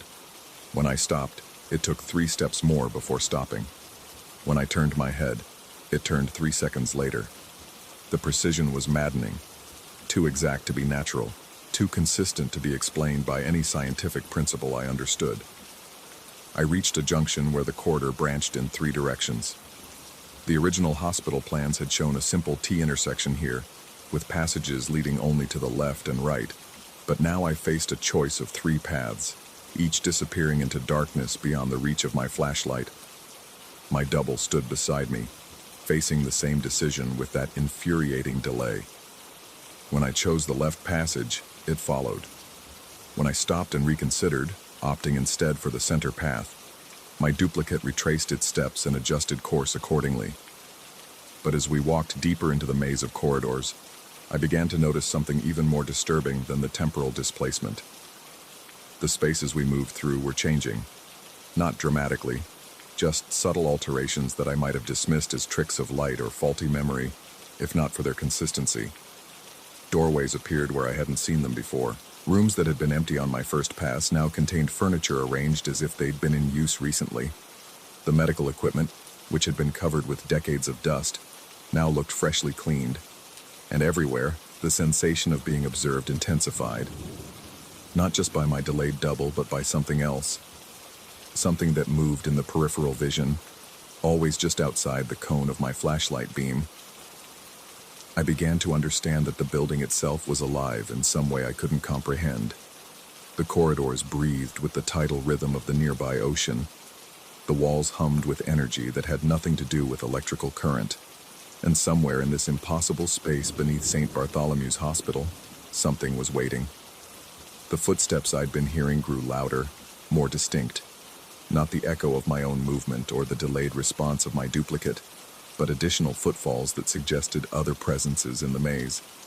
When I stopped to listen, they continued for several seconds before fading into silence. My duplicate never looked directly at me, but I caught glimpses of its profile in the peripheral glow of the flashlight beams. The face was mine, but wrong somehow. The features were too sharp, the expression too intense, and the eyes, when I managed to catch sight of them, reflected light like an animal's. I tried to speak to it, breaking the oppressive silence with a simple greeting, but my double didn't respond. It simply continued its mechanical mimicry, 3 seconds behind reality, a flesh and blood reminder that I was no longer operating in a world governed by familiar laws. The corridor began to widen, opening into a space that felt vast despite the limited range of my vision. The ceiling disappeared into darkness above, and the walls receded beyond the reach of my light. But it was the floor that truly unsettled me. Where I expected to find concrete or tile, my beam revealed what appeared to be a reflective surface. Not quite mirror, not quite water, but something that captured and returned light in ways that made my depth perception falter. When I stepped onto it, my feet found solid ground, but the visual impression was of walking on liquid glass. And in that reflecting surface, I saw not just my own image, but multiple versions of myself. Dozens of figures moving through the space, each displaced by a different interval. Some moved 3 seconds behind my actions, others lagged by 5 or 10 seconds. A few seemed to anticipate my movements, turning before I turned, stopping before I decided to stop. The realization hit me like a physical blow. I wasn't just being duplicated, I was being multiplied, spread across time like ripples in a pond. Every movement I made created another version of myself, another figure trapped in this impossible space beneath the hospital. But which one was real? Which one was the original? As I watched the reflective floor populate with increasingly distorted versions of myself, some taller, some moving with different gaits, some facing directions I had never faced. The question became more than philosophical. It became terrifying. The building groaned around me, metal and concrete responding to forces that had nothing to do with structural engineering. The sound was organic, almost digestive, as if the hospital were processing what it had consumed. The tide was coming in outside, I realized. Salt water was infiltrating the building's damaged foundation, rising through cracks and fissures to flood the lower levels. But the water rising around my ankles wasn't seawater. It was too warm, too thick, and it glowed with the same phosphorescent quality as my duplicated flashlight beam. As it rose, my reflected selves began to waver and distort, their movements becoming less synchronized, more chaotic. Some of the figures in the reflecting surface were now moving independently, making choices I hadn't made, exploring corridors I hadn't entered. They were becoming autonomous, breaking free from the temporal constraints that had bound them to my actions, and they were looking at me. For the first time since descending into the pit, one of my duplicates made direct eye contact, then another. Soon, dozens of versions of myself were staring back with expressions that ranged from confusion to anger, to something that might have been hunger. The water continued to rise, reaching my knees, my waist. But instead of feeling the cold shock of drowning, I experienced a strange warmth, a sense of dissolution that was almost pleasant. The boundaries between myself and my duplicates were blurring. The delayed responses were synchronizing. The 3-second gap was closing. I understood then that the pit hadn't been a discovery. It had been a trap. St. Bartholomew's Hospital had been built on unstable ground, but not just geologically. The foundation had been laid across some kind of temporal fault line, a place where the normal progression of moments became fluid, malleable. The building's slow decay hadn't been caused solely by salt air and storm damage. It had been consumed by something far more insidious, the gradual absorption of everyone who had ever worked within its walls. The patients, the doctors, the nurses, the maintenance workers. They were all here, trapped in an endless loop of delayed moments, existing 3 seconds, 5 seconds, 10 seconds behind the world they remembered. And now, I was joining them. The water reached my chest, my neck. As it rose over my head, I felt my consciousness scatter across multiple timelines, splitting into fragments that existed in different moments simultaneously. I was climbing down the metal rungs. I was walking the corridors. I was standing at the edge of the pit, shining my flashlight into darkness, and I was somewhere else entirely, somewhere that had never been part of St. Bartholomew's Hospital, in a space that existed between seconds, between heartbeats, between one moment and the next. The last thing I remember with any clarity was the sound of my own voice, calling from somewhere above. A county building inspector, methodical and professional, documenting his findings as he explored the basement of an abandoned hospital. According to the blueprints, he was saying, this section should be solid concrete. But I knew better now. I knew what he was about to find, 3 seconds before he found it. I knew about the duplicate light, the delayed movements, the corridors that shouldn't exist. I knew because I had been him, or he had been me, or we were both something else entirely. The pit was still there, waiting for the next curious investigator. The building would be demolished next week, reduced to rubble and hauled away. But the space beneath, the impossible space that existed in the gaps between moments, would remain. And we would remain with it, counting seconds that never quite aligned, moving through corridors that led everywhere and nowhere, forever 3 steps behind ourselves in a dance that would never end. The flashlight beam still cuts through the darkness after all these years.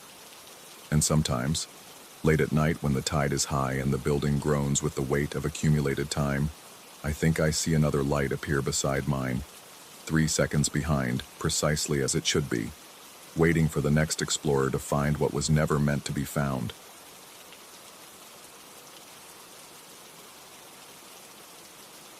Story 11.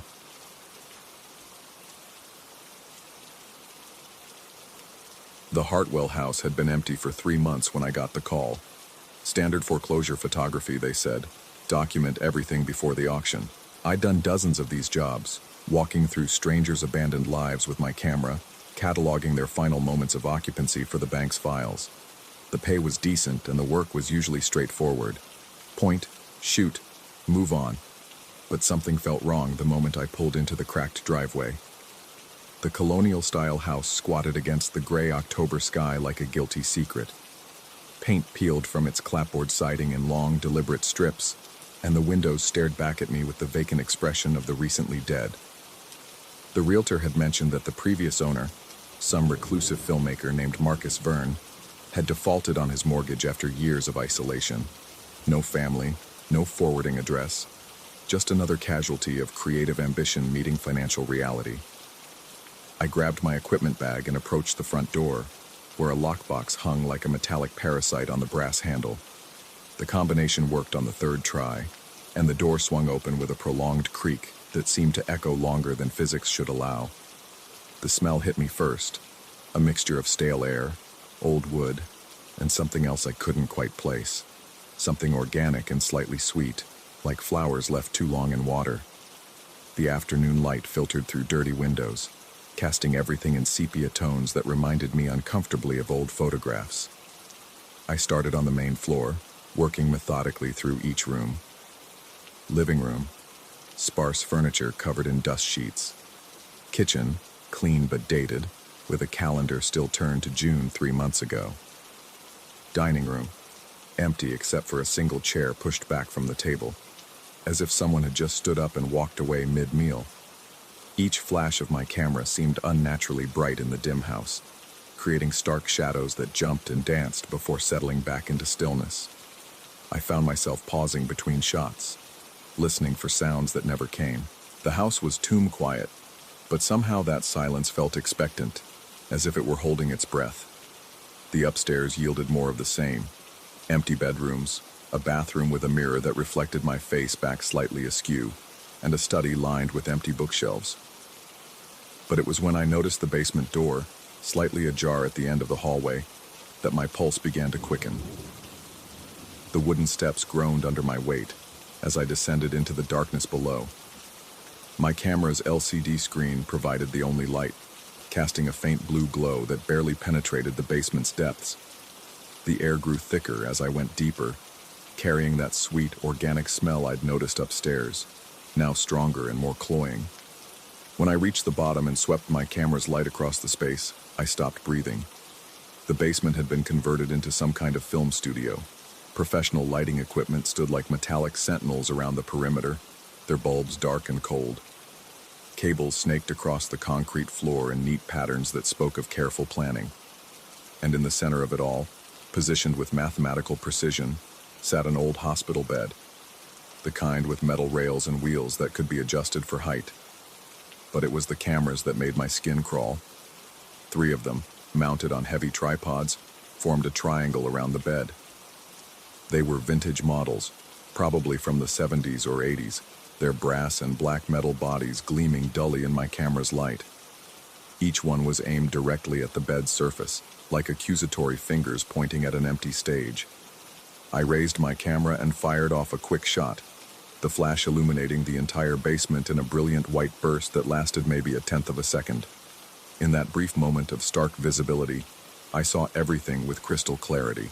The meticulous setup, the expectant cameras, the bed that looked somehow too clean for a basement that had been abandoned for months. That's when I heard the first click. It was mechanical, deliberate, the sound of old equipment coming to life. I spun toward the nearest vintage camera and watched in disbelief as its film advance lever moved on its own, winding forward with a series of soft, rhythmic clicks. The other 2 cameras followed suit, their mechanisms engaging in a synchronized dance that filled the basement with tiny mechanical whispers. Then came the projector's hum. I hadn't noticed it before, tucked into the far corner behind a stack of empty film canisters, but now it glowed with internal light. A beam shot out from its lens, hitting a white sheet that had been hung on the opposite wall, and suddenly the basement was alive with moving images. It was me. The footage showed me descending the stairs, sweeping my camera light across the room, raising my camera toward the bed. But there was a delay. The me on the wall was maybe 3 seconds behind the me standing in the basement, like watching myself through a temporal buffer. I took an instinctive step backward, and 3 seconds later, my projected double did the same. The rational part of my mind scrambled for explanations. Motion sensors, maybe. Some kind of elaborate security system left running by the previous owner. But the cameras clicking away around me were clearly film models, mechanical relics that couldn't possibly be connected to the digital projector showing my delayed movements. I raised my camera again and fired another flash. This time, the response was immediate and overwhelming. All 3 vintage cameras began advancing their film at once, their clicks building into a metallic crescendo that echoed off the basement walls. The projector's image flickered and doubled, showing me 2 versions of myself, one from my first flash, one from the second, both playing out their delayed actions on the wall like temporal echoes. The sweet smell in the air grew stronger, almost nauseating now, and I realized with growing horror that it wasn't flowers at all. It was the smell of developing chemicals, fixer and stop bath and developer, seeping up from somewhere beneath the floor. I should have left then. Every instinct I possessed was screaming at me to climb those stairs and never look back. But something about the setup, the mechanical precision of it all, held me transfixed. This wasn't random. Someone had built this place for a purpose, and that purpose involved the cameras, the bed, and the strange temporal loop that my flash had somehow activated. Against my better judgment, I fired another shot. The basement exploded into activity. The 3 cameras worked furiously now, their film advances clicking like metallic insects. The projector's image split again, showing 3 versions of my delayed self, each one trailing the others by a few seconds. But there was something wrong with the newest projection. It was slightly out of focus, the edges soft and blurred, as if the image were being stretched through time itself. And then I noticed something that made my blood turn to ice water in my veins. In the most recent projection, the me on the wall was photographing an occupied bed. I spun toward the actual bed, which remained empty, then back to the wall where my projected double was clearly taking pictures of someone lying on the mattress. The figure was indistinct, little more than a shadow beneath white sheets, but it was definitely there in the projection. A human shape that existed only in the delayed timeline playing out on the basement wall. The cameras kept clicking, and with each advance of their film, the projections became more distorted, the delay growing longer. What had started as a 3-second gap was now stretching to 5, then 7 seconds. The temporal buffer was expanding, creating more and more space between the present moment and its recorded echo. I tried to back toward the stairs, but my projected selves were multiplying on the wall now. 4 of me, then 5, all at different stages of delay, all looking increasingly panicked as they realized what was happening to them. The newest projection was so blurred it was almost abstract, my delayed form wavering like a heat mirage, and the figure on the bed was clearer now, sitting up slightly, as if awakened by the commotion. The mechanical clicking had become a roar, the 3 cameras working in perfect synchronization to capture something that wasn't quite happening yet. The air in the basement grew thick and humid, carrying that chemical smell so strongly now that I could taste it on my tongue, metallic and sharp, like blood mixed with silver nitrate. I raised my camera one more time, finger hovering over the shutter button. Part of me knew I shouldn't, that each flash was making things worse, feeding whatever mechanism controlled this place. But I had to understand. I had to see what the cameras were really recording. The flash went off like a small explosion, illuminating the basement with harsh white light. In that fraction of a second, I saw the bed clearly, and my heart stopped. It wasn't empty. There was someone there. Not solid, but definitely present, like a photographic negative burned into reality itself. The figure was male, gaunt, wearing what looked like a hospital gown. His eyes were open, staring directly at me with an expression of absolute terror, and his mouth was moving as if he were trying to scream, but no sound was emerging. When the flash faded, the bed was empty again. But the cameras were going mad now, their clicking so rapid it sounded like machine gun fire. The projections on the wall had multiplied beyond counting, showing dozens of delayed versions of myself at different temporal distances, some crystal clear, others so distorted by the expanding delay that they looked like abstract art. And in every single projection, the bed was occupied. The figure became clearer with each iteration, as if the delay itself was developing him like a photograph in chemical baths. In the clearest projection, the one running about 15 seconds behind real time, I could see his face distinctly. It was gaunt and desperate, with hollow cheeks and eyes that seemed to plead for something I couldn't understand. But it was his movements that terrified me most. He wasn't just lying there, he was mimicking my actions, raising his own ghostly camera in perfect synchronization with my delayed double, firing phantom flashes that seemed to push the delay even further backward in time. The basement was becoming unstuck from the present moment, each flash creating a deeper temporal recession that pulled the past forward and pushed the present back. The mechanical clicking had reached a fever pitch, and I realized with mounting horror that the 3 vintage cameras weren't just recording. They were feeding on the delay itself, using each temporal gap to reach further and further into the past. Or perhaps into a past that had never quite ended. I finally understood what this place was. Marcus Verne hadn't just been a filmmaker. He'd been an experimenter, someone who discovered that certain mechanical processes could create tears in time's fabric. The cameras, the bed, the precise positioning. It was all designed to capture and replay moments that existed in the space between seconds, the temporal shadows that most people never noticed. But something had gone wrong. Verne had become trapped in his own creation, caught in a photographic loop that held him suspended between moments, visible only in the delayed echoes of other people's actions. He was still here, still being photographed by cameras that clicked without film, still trying to communicate across a gap measured in seconds but vast as eternity. The projections were showing me scenes now that I hadn't lived yet. Future delays where I was backing toward the stairs, my face twisted with terror, my camera clutched to my chest like a shield. But in each iteration, I was moving more slowly, as if time itself were thickening around me, trapping me in the same amber that held Verna. I could feel it happening, the present moment stretching like taffy, each second becoming longer and more elastic. The clicking of the cameras was syncing with my heartbeat, or perhaps my heartbeat was syncing with them. The chemical smell was so strong now that it burned my nostrils, and I realized that somewhere beneath this basement, in hidden chambers flooded with developing solution, other photographers might be suspended in their own temporal loops, caught in the moments between clicking the shutter and advancing the film. The bed was fully occupied now in the projections, and Verna was sitting up, gesturing frantically at something behind me. I turned to look, but there was nothing there in the present moment, just empty basement walls and the endless clicking of cameras that were eating time itself, one delayed second at a time.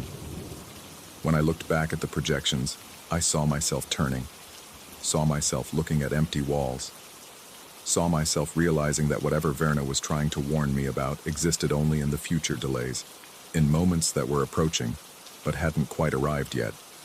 The cameras kept clicking, the delay kept expanding, and somewhere in the growing gap between now and then, Marcus Verne continued his eternal photo session, documenting visitors who would always be just a few seconds away from understanding what they'd stumbled into. I backed toward the stairs, moving as carefully as possible, trying not to trigger any more flashes. But I knew it was too late. The mechanism was engaged now, the temporal loop expanding with each captured moment. Even without my camera, the vintage equipment would keep working, keep clicking, keep pulling the past forward and pushing the present back until the delay became so vast that escape became impossible. As I climbed the stairs, I could hear the clicking continuing below, mechanical and relentless. In a few seconds, or maybe a few decades, depending on how you measured time in a place where moments moved backward, my delayed self would reach this same step, would feel this same desperate need to escape, would understand finally that the Hartwell house wasn't just being photographed for an auction. It was being photographed forever, one delayed moment at a time, by cameras that had learned to feed on time itself. I reached the main floor and stumbled toward the front door, but I knew that somewhere in the basement the projector was still running, still showing delayed versions of my escape. And in those projections, on that bed surrounded by clicking cameras, Marcus Verne was still sitting up, still trying to warn visitors about what they were about to become. The door slammed behind me as I ran toward my car, but I could still hear the clicking, fainter now but persistent, like the sound of time itself being photographed and filed away, one impossible second at a time. I never submitted those photos to the bank. The Hartwell house sold at auction 3 weeks later to a buyer who paid cash and asked no questions. Sometimes I wonder if they've found the basement yet, if they've triggered the cameras, if they're still down there now, caught in their own delay while Verna tries desperately to warn them about the expanding gap between moments. But mostly I try not to think about it at all, because sometimes, late at night when the world is quiet, I swear I can still hear those cameras clicking, and when I check my watch, the second hand seems to move just slightly slower than it should, as if time itself is still trying to catch up to those missing moments I left behind in the basement. The delay, I've come to understand, never really ends. It just finds new people to photograph, new moments to capture, new seconds to steal from the present and add to its ever-expanding collection. And somewhere in that collection, in a temporal space measured in delayed heartbeats and mechanical clicks, Marcus Verne is still taking pictures, still trying to document the precise moment when photography learned to eat time.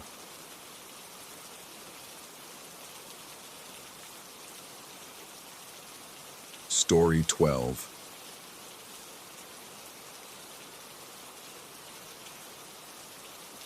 The headlight first appeared when I crossed the bridge over Cypress Creek, a solitary eye burning through the October mist that clung to the asphalt like spider silk. I wouldn't have noticed it at all if not for the way it seemed to hover in my rearview mirror, maintaining the exact same distance despite the curves and dips of the rural highway that snaked between the cotton plantations. At first, I attributed it to coincidence. Another late-night traveler heading home from town, perhaps taking the same route I'd chosen to avoid the interstate traffic. The dashboard clock read 11:47 p.m., and the familiar weight of exhaustion pressed against my shoulders after another 14-hour shift at the plant. My fingers drummed against the steering wheel in rhythm with the radio's static-filled country station, the only signal strong enough to penetrate this stretch of backwater Mississippi. But as the miles rolled past and the cotton fields gave way to endless rows of soybeans, the light remained. Not closer, not farther, exactly the same distance, as if tethered to my bumper by an invisible cord. I pressed harder on the accelerator, watching the speedometer climb to 60, then 70. The light stayed put. I eased off the gas, dropping to 45, and still it maintained its position with mathematical precision. The rational part of my mind offered explanations. Optical illusion, fatigue playing tricks with depth perception. Maybe the other driver was simply matching my speed, content to follow at a safe distance on these narrow country roads, where oncoming traffic could appear suddenly around any bend. But rationality felt thin out here, where civilization existed only as distant porch lights scattered across the darkness like fallen stars. I switched off the radio, needing to hear something other than the white noise that had begun to sound like whispered conversations. The sudden silence amplified everything else. The hum of my tires on worn asphalt, the occasional ping of the cooling engine, the soft whistle of wind through a gap in the passenger window that I could never quite locate. And underneath it all, a sound I couldn't identify, a rhythmic whooshing that seemed to pulse in time with my heartbeat. The road curved left around a stand of ancient oaks, their gnarled branches forming a tunnel overhead. I lost sight of the light for perhaps 10 seconds, just long enough for relief to begin unclenching my jaw. But when the road straightened again, there it was, hanging in the mirror like an accusation. The same distance, the same unwavering intensity. I tried to get a better look at the vehicle behind the light, squinting into the mirror, adjusting its angle, craning my neck to peer through the rear window. But the illumination was too bright, creating a bloom of white that obliterated any details of make or model. It could have been a motorcycle, a car, a truck, impossible to tell. Only that single unblinking eye remained constant. The GPS on my phone showed 18 more miles to my exit, but the screen kept flickering, pixels dancing in patterns that hurt to look at directly.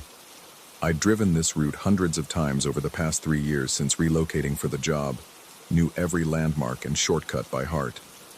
Yet tonight, the familiar seemed foreign. The billboard advertising Mel's Diner appeared to be in the wrong place. The abandoned Texaco station with its rusted pumps looked different somehow, though I couldn't pinpoint exactly what had changed.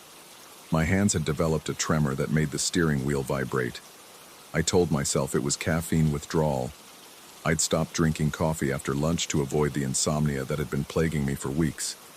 But the shaking felt deeper than that, emanating from somewhere in my chest where anxiety had taken root and begun to spread like kudzu. The light pulsed once, dimming and brightening in the space of a heartbeat. I blinked hard, certain I'd imagined it, but it happened again. Then again. A rhythm that seemed almost familiar, like a song I'd heard in childhood but couldn't quite remember. My foot eased off the accelerator without conscious thought, and I felt the car begin to slow. That's when I noticed the sound had changed. The whooshing had become more distinct, more mechanical, like tires spinning at high speed but with a hollow quality that suggested they weren't quite making contact with the ground. The impossibility of that observation should have snapped me back to rationality, but instead it only deepened the sense that the normal rules had been suspended tonight. I needed to stop, needed to get out and confront whatever was following me, to restore some sense of control over the situation. The abandoned Sinclair station materialized from the darkness ahead, its empty windows staring like dead eyes. I'd passed it countless times but never really looked at it before. Now I could see details with unnatural clarity.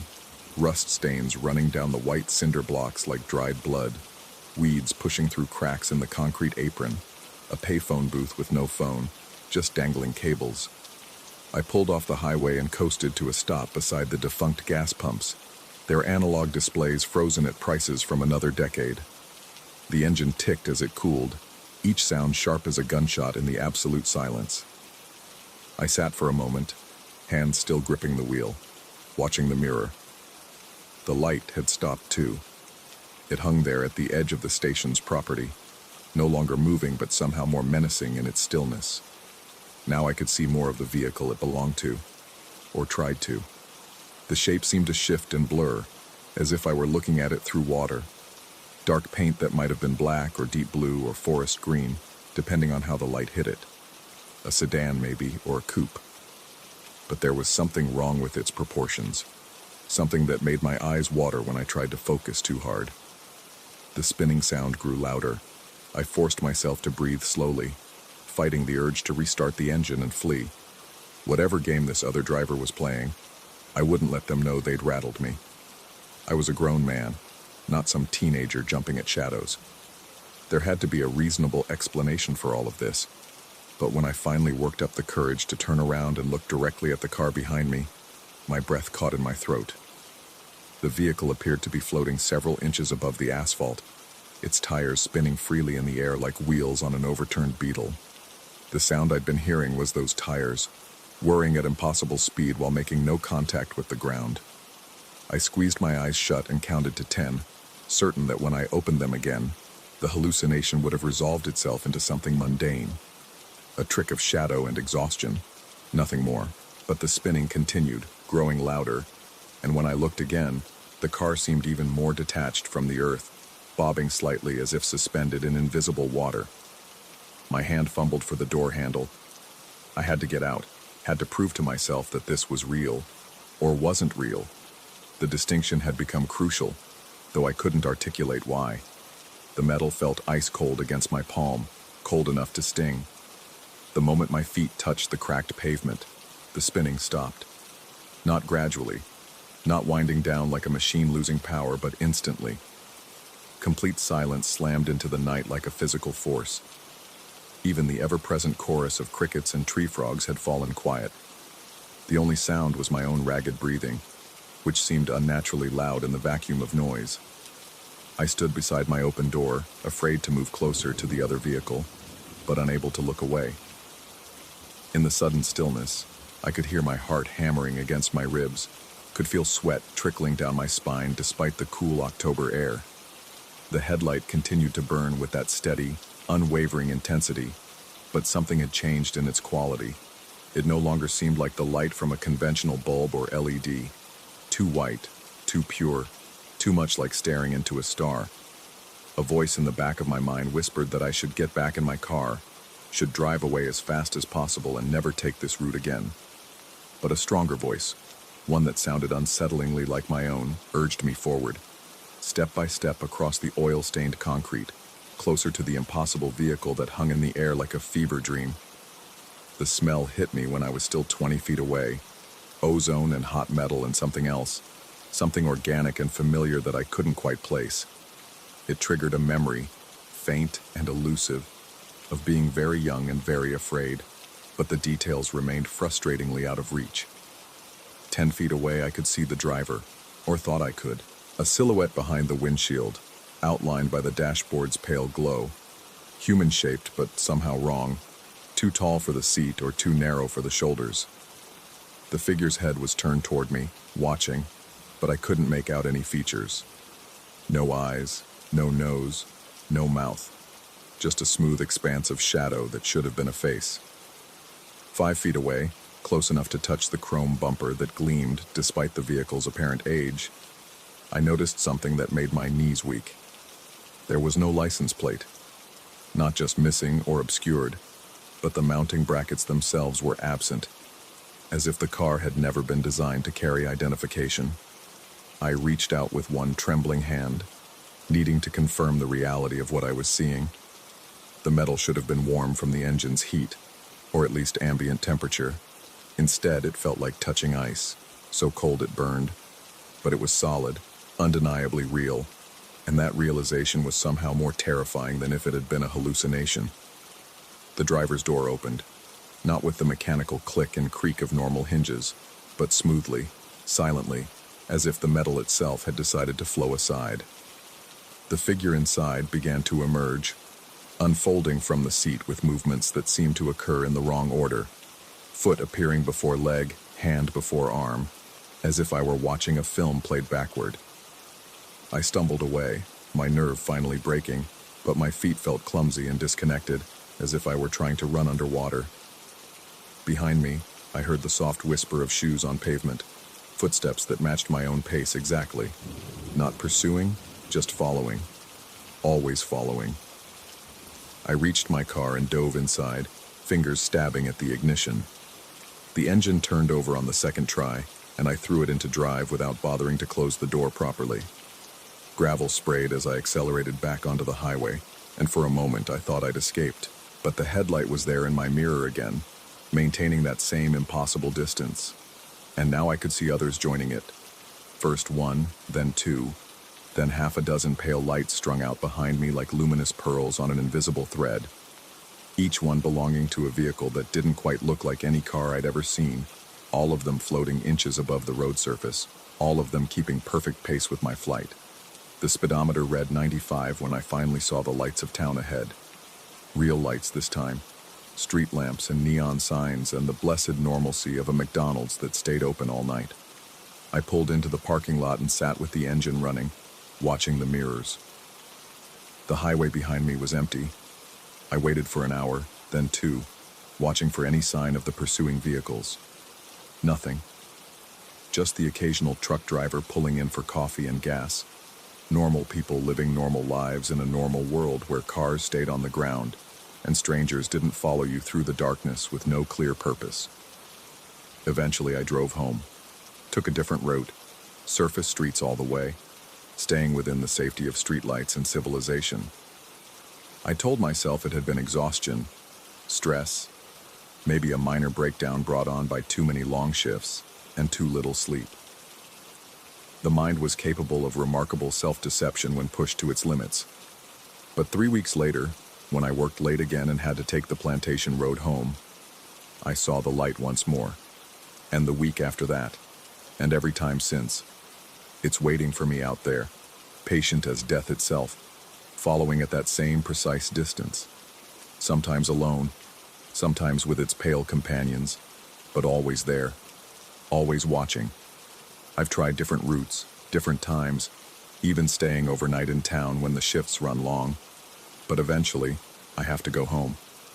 And when I do, when I'm finally alone on those dark roads between the endless fields, the light appears. I've stopped trying to understand it. Stopped trying to prove it's real or convince myself it isn't. The distinction has become meaningless.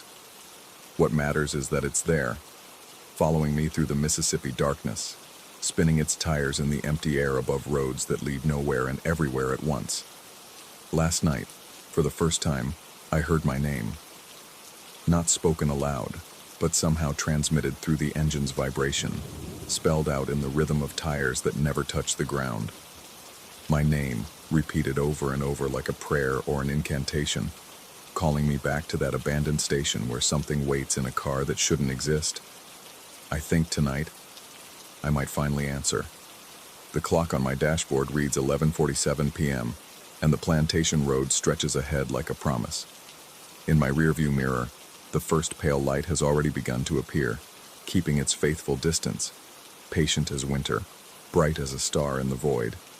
It knows I'll stop eventually, and maybe when I do, I'll finally understand why the spinning of those floating tires sounds so much like my own breathing, and why, each time I hear it, I have to fight the urge to hold my breath until the darkness swallows everything whole.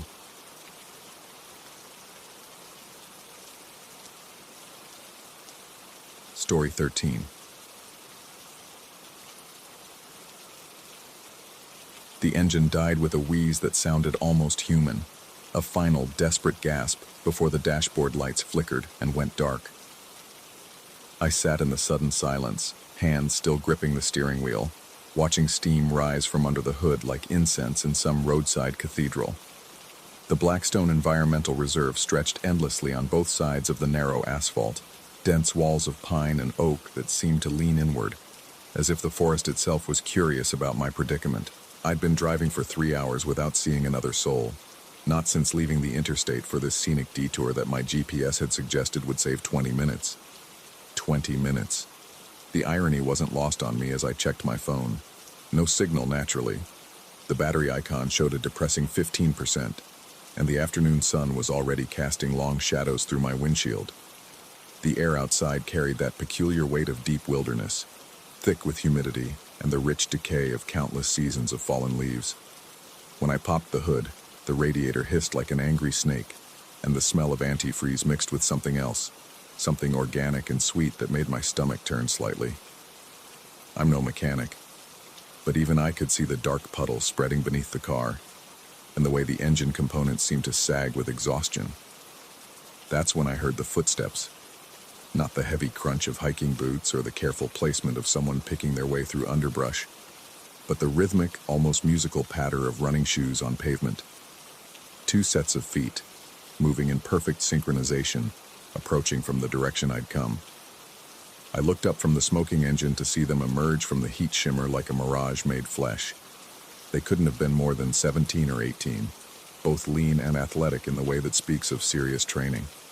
Their running gear was the kind you see in magazines, moisture-wicking fabrics in electric blues and neons that probably cost more than my car payment. The boy in front had close-cropped hair and the easy confidence of someone who'd never doubted their place in the world. His companion was slightly taller, darker, with the kind of smile that belonged in a commercial for sports drinks. They slowed to a stop about 10 feet from my car, not even breathing hard despite what must have been a considerable run to reach this isolated stretch of road. That should have been my first warning, the complete absence of sweat on their faces, the way their expensive clothes remained pristine despite the humid air that was already making my shirt cling to my back. "Car trouble?" the first one asked, though it was clearly rhetorical. His voice had that quality you hear in teenagers who've grown up with money, confident, untroubled by doubt. I gestured helplessly at the steaming engine. "Radiator, I think. Maybe the water pump. I'm kind of stranded here." They exchanged a look that lasted just a fraction too long, some silent communication passing between them.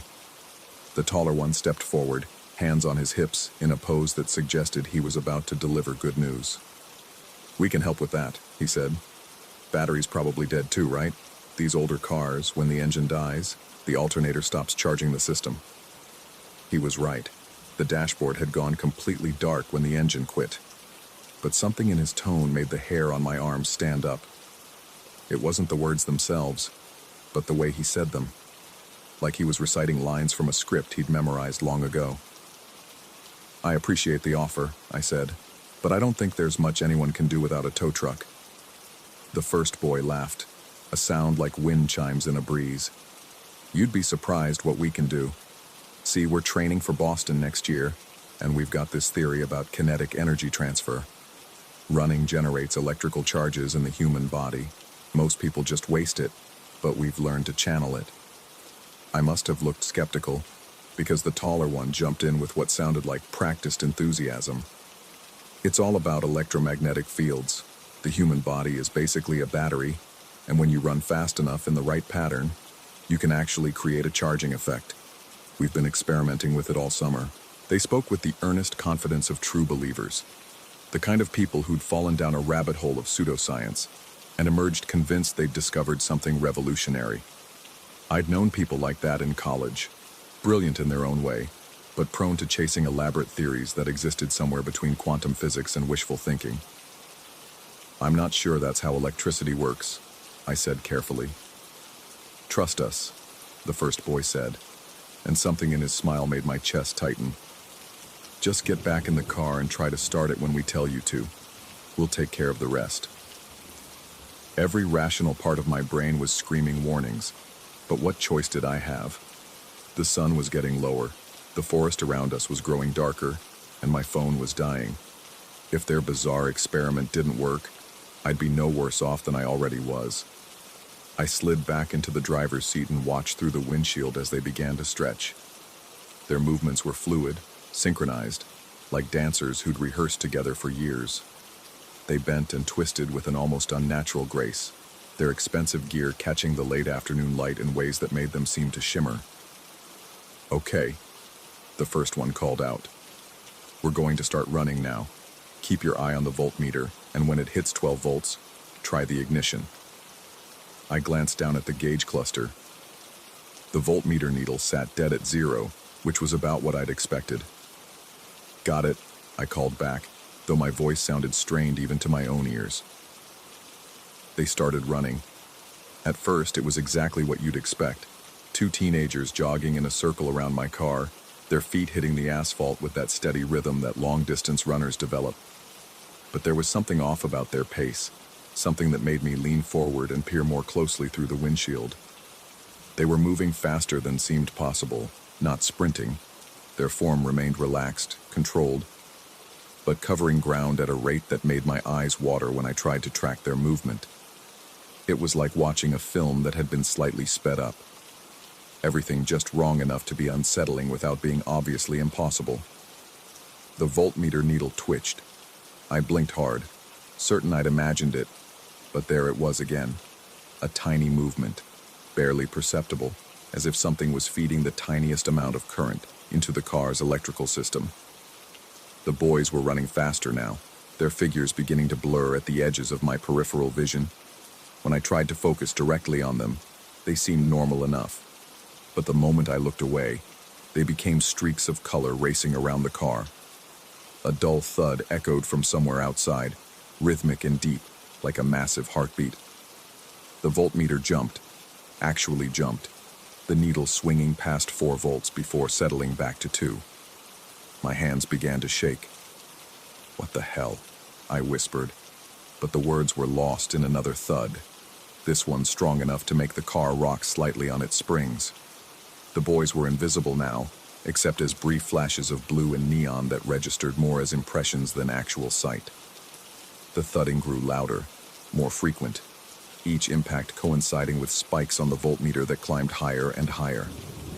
5 volts. 7. 9. The rational part of my mind was cataloging impossibilities.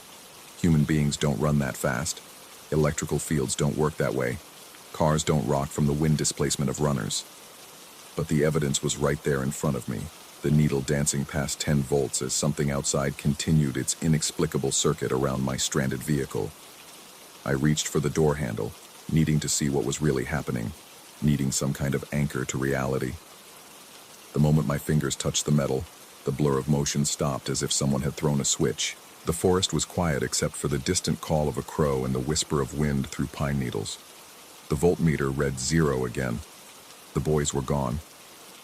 I sat frozen for a long moment, hand still on the door handle, trying to process what I'd just experienced. Then I stepped out onto the asphalt, my legs unsteady, and looked around for any sign of them. The road stretched empty in both directions, heat shimmer rising from the pavement like liquid glass. No sound of retreating footsteps, no flash of expensive running gear disappearing into the trees. They'd simply vanished, as if they'd never been there at all. But the footprints were real.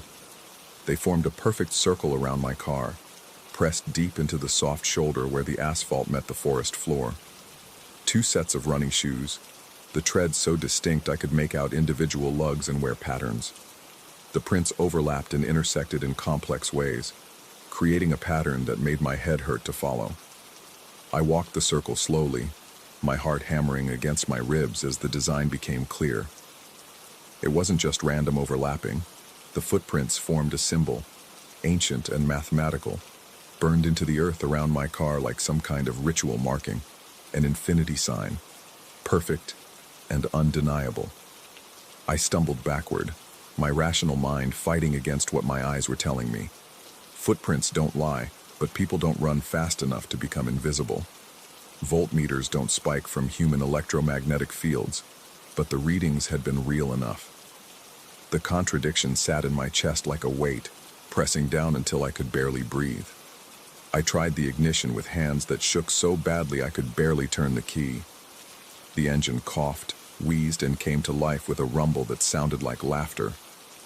The voltmeter showed a healthy 13 volts, the alternator charging normally, as if the car had never been broken down at all. The drive back to civilization passed in a haze of second-guessing and rationalization. Heat exhaustion, I told myself. Dehydration. Stress from the breakdown had triggered some kind of hallucination, and the car had simply needed time to cool down before it would start again. The footprints could be explained. Maybe the boys had been real, had run around the car in normal human fashion, and my panicked mind had filled in impossible details. But late that night, alone in my apartment with every light burning, I found myself researching electromagnetic fields and kinetic energy.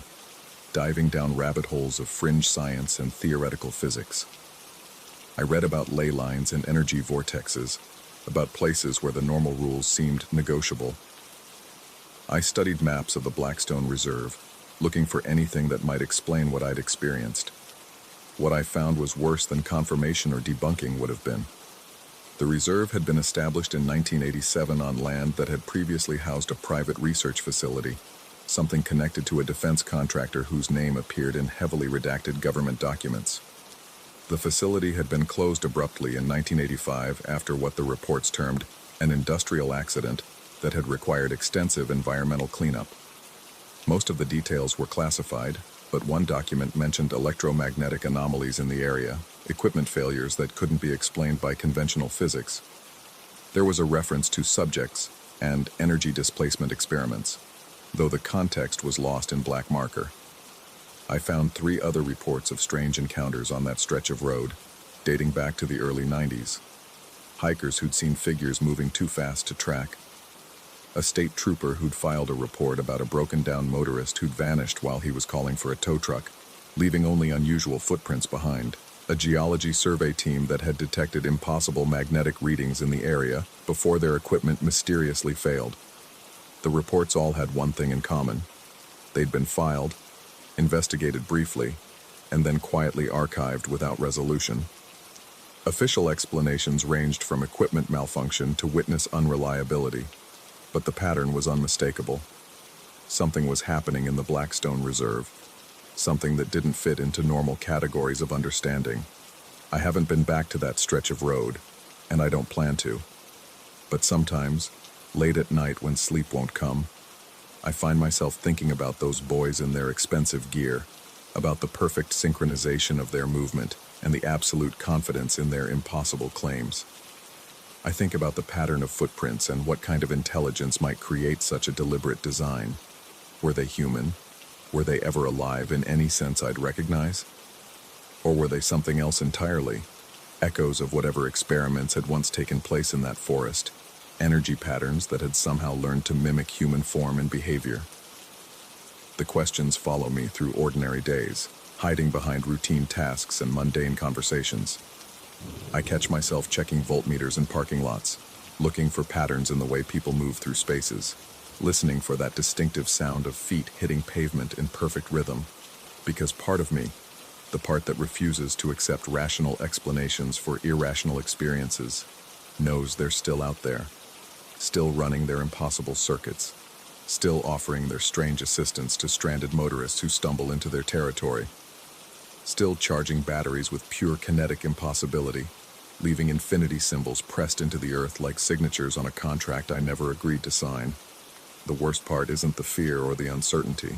It's the growing suspicion that what happened to me wasn't random, that I was chosen somehow, selected for reasons I can't begin to understand, that the breakdown wasn't mechanical failure, but an invitation, and by accepting their help, I'd become part of something larger and more alien than I'd ever imagined. The car runs perfectly now, too perfectly. The gas mileage is better than it's ever been. The engine purrs with mechanical contentment that seems almost eager. Sometimes I catch myself wondering if it's really my car anymore, or if it's become something else, a hybrid of metal and impossibility, charged with energy that shouldn't exist. And on quiet nights, when the wind is just right, I swear I can hear it humming. A sound like feet on pavement, running in endless circles, keeping time with a heartbeat that might not be entirely human.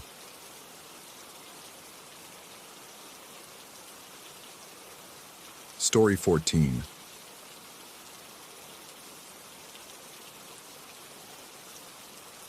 The package arrived on a Tuesday that tasted like copper pennies and old regret. 3 months had passed since I'd walked away from Ravens Hollow Winery, leaving behind the musty cellars and the peculiar incidents that management preferred to dismiss as atmospheric quirks. The severance check had been generous enough to suggest they wanted me gone badly, and I'd been content to let sleeping vintages lie. Until the bottle arrived. No return address. No delivery signature required.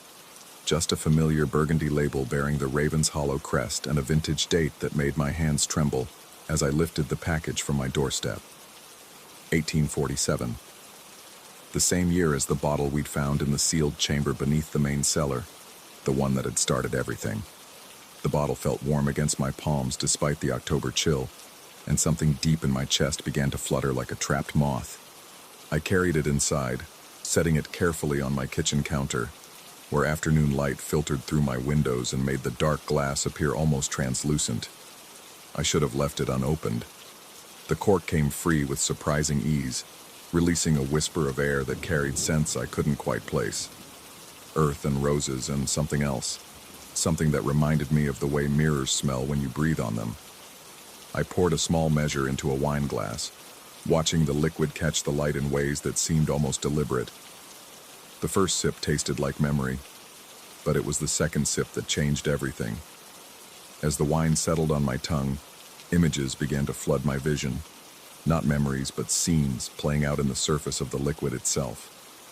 I blinked hard, certain I was hallucinating, but when I looked down into the glass again, the visions were still there. Corridors lined with mirrors stretched endlessly in every direction. The images reflected and re-reflected until they became a maze of infinite regression. The walls seemed to pulse with their own heartbeat, and in the silver surfaces, I could see movement. Shadows that didn't belong to anything casting them. Shapes that twisted and writhed just at the edge of perception. This wasn't Raven's Hollow's main cellar. This was something else entirely. Something deeper and older, as if the winery had been built on top of secrets that refused to stay buried. I set the glass down with shaking hands, but the images didn't fade. If anything, they grew clearer, more insistent. I could see archways carved from stone that gleamed like bone, and niches set into the walls between the mirrors. Dozens of them, each one empty except for the last. In that final niche sat a doll, not a child's toy, but something more elaborate. A porcelain figure in a tattered Victorian dress, with glass eyes that seemed to track my movement even through the wine's surface. Around its neck hung a small mirror on a silver chain, and as I watched, transfixed, the doll's mouth opened in what might have been a smile or a scream. I jerked backward, knocking over the glass. Wine spread across my counter in a dark stain, but instead of puddling randomly, the liquid formed letters, each one precise and deliberate. Return her to her place. The words held for perhaps 10 seconds before the wine resumed its natural flow, leaving only the faint outline of the message etched in moisture on my granite counter. I grabbed a dish rag and wiped furiously, but even after the surface was dry, I could swear I still saw the words there, burned into my retinas like afterimages. My phone buzzed. A text from an unknown number, third niche from the left, where the mirrors begin. I deleted the message and blocked the number, but my hands wouldn't stop shaking. The rational part of my mind, the part that had earned a degree in viticulture and worked in cellars for 15 years, insisted this was some elaborate prank orchestrated by my former colleagues. But the wine had tasted real, and the visions had carried a weight that made my bones ache. That night I dreamed of mirrors. In the dream I was walking through those endless corridors, my footsteps echoing in ways that suggested vast spaces hidden just beyond what I could see. The mirrors showed not my reflection, but the reflections of people I didn't recognize. Men and women in clothing from different eras, all walking the same path I was walking, all looking as lost and terrified as I felt. I woke to find my bathroom mirror cracked in a perfect spiral, radiating out from a central point at exactly eye level. The crack hadn't been there when I'd brushed my teeth before bed. I was certain of that. The next morning brought another text. The mirrors are hungry. Feed them, or they'll feed on you. I threw the phone across the room, watching it shatter against the wall, but within an hour, my landline rang. No one spoke when I answered, but I could hear something in the background, footsteps on stone, and a sound like wind chimes made of broken glass. The doll was the key. I knew that with the same certainty that told me when grapes were ready for harvest, an instinct honed by years of reading the subtle signs that others missed. Whatever was happening to me, whatever force was reaching across the miles from Raven's Hollow to my suburban home, it wanted that porcelain figure returned to its place. But I'd never seen the doll before. During my time at the winery, I'd explored every accessible part of the cellars, had even helped map the oldest sections for the insurance company. There had been no corridor of mirrors, no niches carved into living stone, yet the images in the wine had felt more real than my own memories.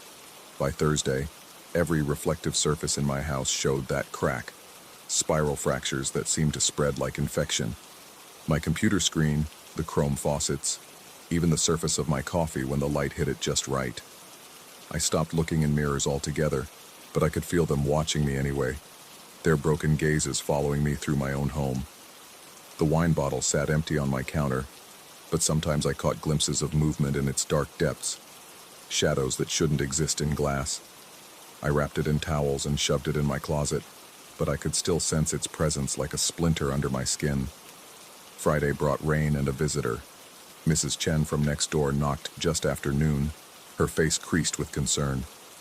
She mentioned that I'd been muttering to myself while working in my yard, having conversations with someone she couldn't see. When I asked her to describe what she'd heard, her eyes widened. "You kept asking someone to leave you alone," she said quietly. "You kept saying, 'I don't have her, I don't know where she is.' Who were you talking to?" I had no memory of being in my yard, no recollection of any conversation.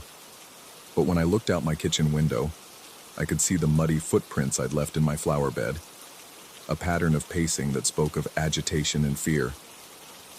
That night, I made a decision that I knew was either brave or insane. I drove back to Ravens Hollow. The winery sat dark against the October sky, its windows black and empty. My key still worked, another oversight in my hasty departure, and I slipped inside like a thief stealing from my own past. The familiar sense of oak and fermentation wrapped around me, but underneath them lurked something else, the smell of old mirrors and older secrets. I found the entrance purely by accident, or perhaps by design. While searching the main cellar for any sign of the corridor I'd seen in the wine, I stumbled over a loose stone near the eastern wall. When I bent to examine it, my flashlight beam caught something that made my breath catch. The edge of a mirror, partially concealed behind a false wall that had shifted just enough to reveal what lay beyond. The corridor stretched exactly as I'd seen it in my visions, lined with mirrors that reflected my light in dizzying patterns. But these mirrors were wrong somehow, their surfaces rippling like water whenever I wasn't looking directly at them. At the far end, I could see the niches carved into the stone, most of them empty, waiting. The doll sat in the third niche from the left, exactly where the text had indicated. Up close, it was even more unsettling than in my visions. Too lifelike, too aware. Its glass eyes tracked my approach, and the small mirror around its neck swung gently despite the complete absence of any breeze. As I reached for it, every mirror in the corridor began to sing, not with voices, but with harmonics that vibrated through the stone and into my bones. The sound was beautiful and terrible, like the music spheres might make as they ground together in the cosmos. I grabbed the doll and ran, clutching it against my chest as the singing grew louder, more insistent. The mirrors showed me things as I fled, glimpses of people who had walked this path before me, all carrying the same doll, all looking back over their shoulders with the same expression of absolute terror. In one reflection, I saw myself from behind, but the figure in the mirror was wearing clothes I didn't recognize and walking away from me down a corridor that stretched far beyond what should have been possible. I made it back to my car as the first light of dawn painted the eastern sky pink and gold. The doll sat silent in my passenger seat, but I could feel its weight like a physical pressure against my skull. During the drive home, I caught glimpses of it moving in my peripheral vision, small adjustments of posture, tiny shifts in the angle of its head. When I finally worked up the courage to look directly at it, the doll was staring straight ahead, exactly as it had been when I'd placed it in the seat. But the small mirror around its neck now showed not my reflection, but the reflection of someone else entirely, a woman in Victorian dress, her mouth open in a silent scream that matched the expression frozen on the doll's porcelain face. I brought it home because I had no choice. The alternative was leaving it in the car, and I couldn't shake the feeling that it would find its way inside regardless of any precautions I might take. Better to keep it where I could watch it.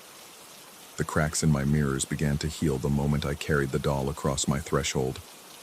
Within hours, every reflective surface in my house had returned to normal, showing only the expected images of my familiar rooms and my own haggard reflection. But the healing came with a price. Now the mirrors showed too much.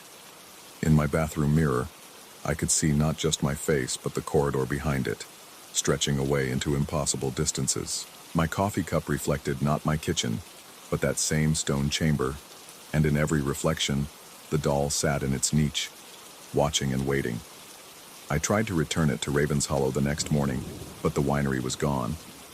Where the building had stood for over a century, I found only an empty field overgrown with weeds. No foundation, no ruins, no sign that anything had ever been built there. When I asked at the local historical society, the elderly volunteer looked at me with genuine confusion and insisted that no winery had ever operated in that location. But I still had the doll. It sits now on my mantelpiece, a seemingly innocent porcelain figure in a tattered dress. Visitors compliment its craftsmanship, noting the remarkable detail in its face and the delicate work of its tiny mirror necklace. They never mention the way its eyes seem to follow them around the room, or the soft whispers that sometimes emanate from its direction during the quiet hours before dawn. The mirrors in my house are clean and bright, showing nothing more unusual than my daily routine.